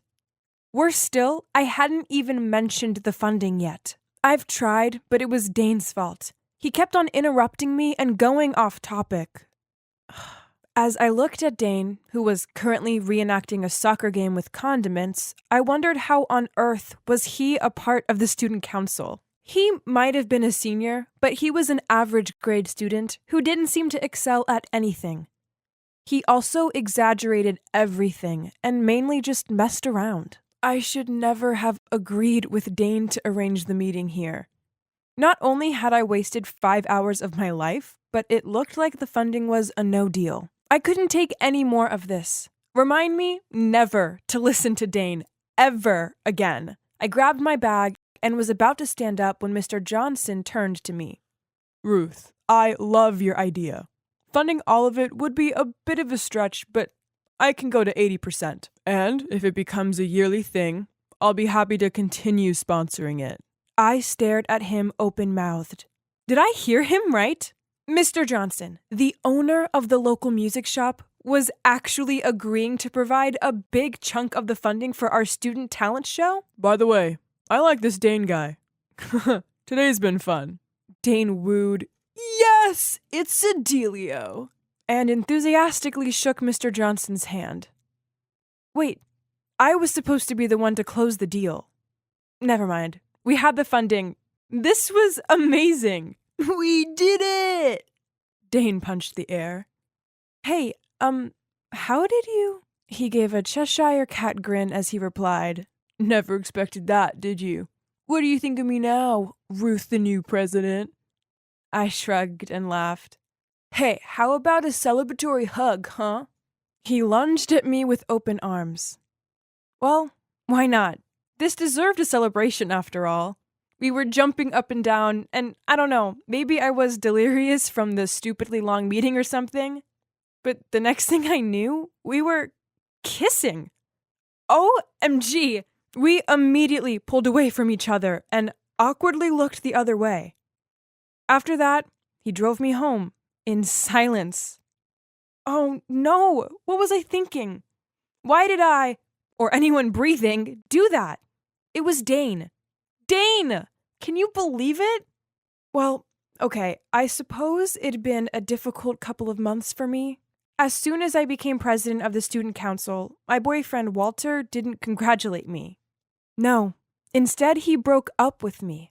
We'd been together for 2 years, but recently he'd spoken about marriage and buying a house. Not yet. I want to focus on my career first. But I guess me applying to the students' council and being all busy bee with work frustrated him even more. Now, I tried to distract myself with studying and council work, but I felt like I was getting ever closer to the edge of a cliff, one with hungry sharks circling the bottom. Ugh! And then there were the rumors being spread around school about me. Ruth's just a freshman. She won't be able to hack the pressure. And Ruth's so serious and boring.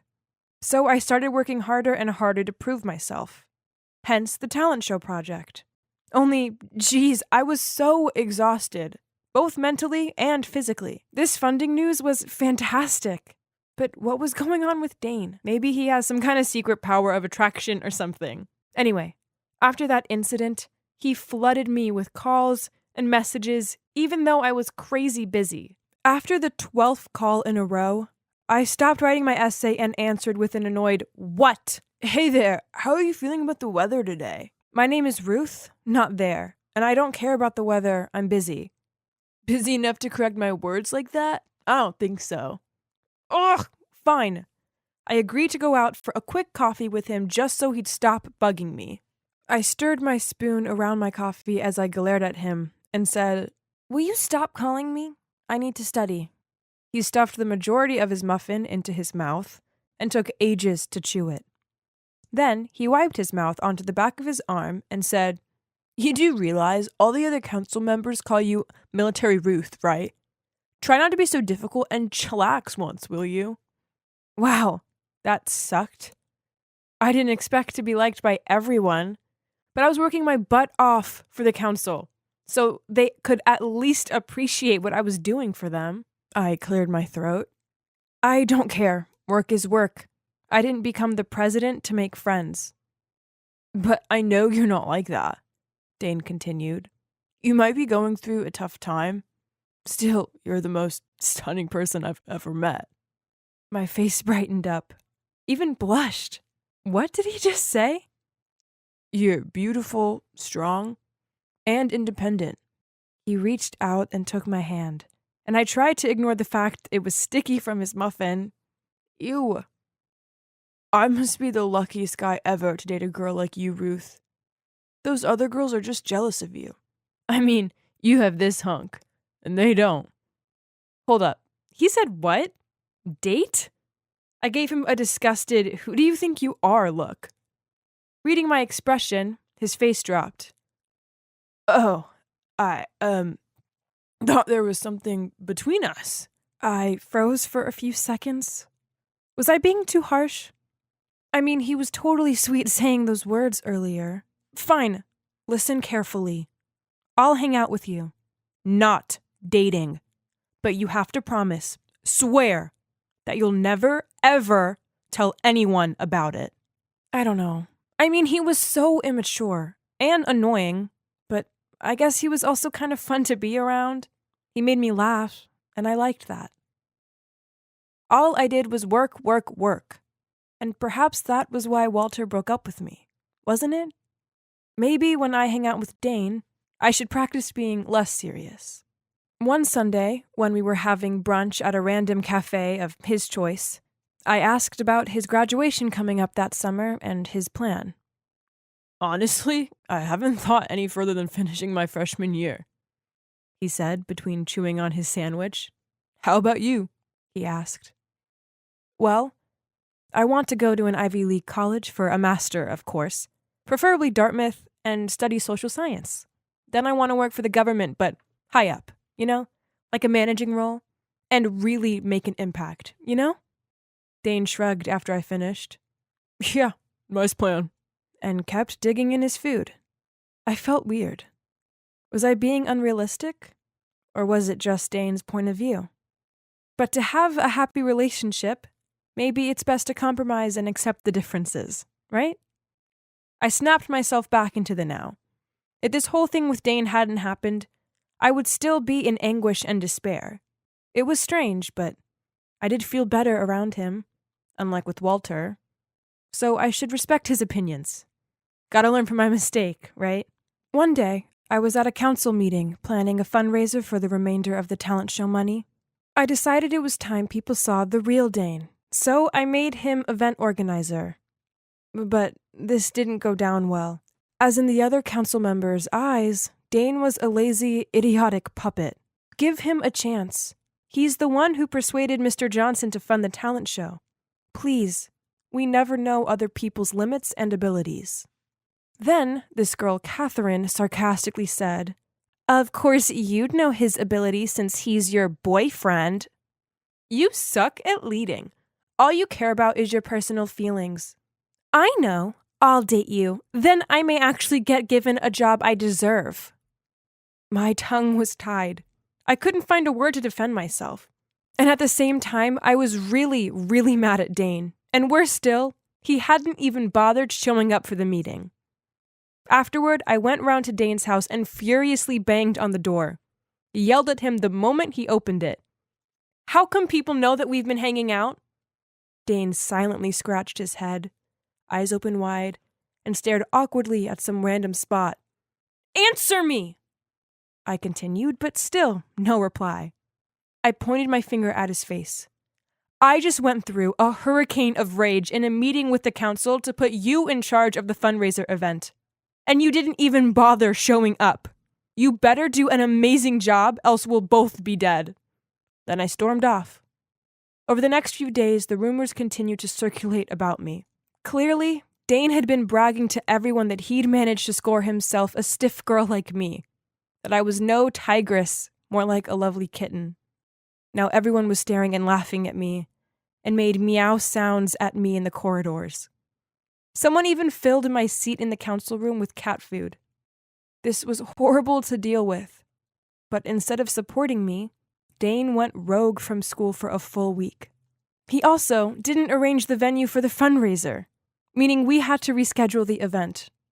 I was left looking bad, so the teacher gave me a lecture on responsibility and strongly advised me to leave the student council. So that's what I did. Catherine's in charge now. After that, I couldn't face school. So I locked myself away in my room and cried as I thought back to all the things that had happened. First, Walter left me. Then everyone else on the council mocked me. Then I lost my position on the council I worked hard for because I put my trust in the wrong person. Ugh, Dane. What he did hurt the most, as he was exactly what others described him as, childish and insensitive. I was torn between never wanting to see him again and also missing him like crazy. Now I had no one. I felt so alone. Ugh, darn it. Loneliness sucked. So when he called me, I answered. He told me he was outside my house. I guess I should at least hear him out, right? Hey, beautiful, listen. He grabbed my hand and looked straight into my eyes. It doesn't matter, okay? The council, the president position, those people don't matter. The most important thing is you being happy, and I'm gonna make you happy. I wanted so much to believe his words. So I let him take me out. We ended up in this noisy restaurant with singing waiting staff. He found it hilarious, but I felt so uncomfortable. Then on the way back, he dragged me into this arcade and left me so he could go on the zombie killing game. As I watched him spin around then shoot, I realized how different we were. I guess I was holding on to him because I'd lost everything else. Who was I anymore? I felt like a stranger to myself. This wasn't me, and Dane wasn't right for me. He rushed over to me and excitingly clung onto my arm. Ruth, come see my high score. I shook my head and quietly said, It's over. I pulled my arm free and walked off. After that, I kept to myself, and at school, avoided Dane and my former council members as much as possible.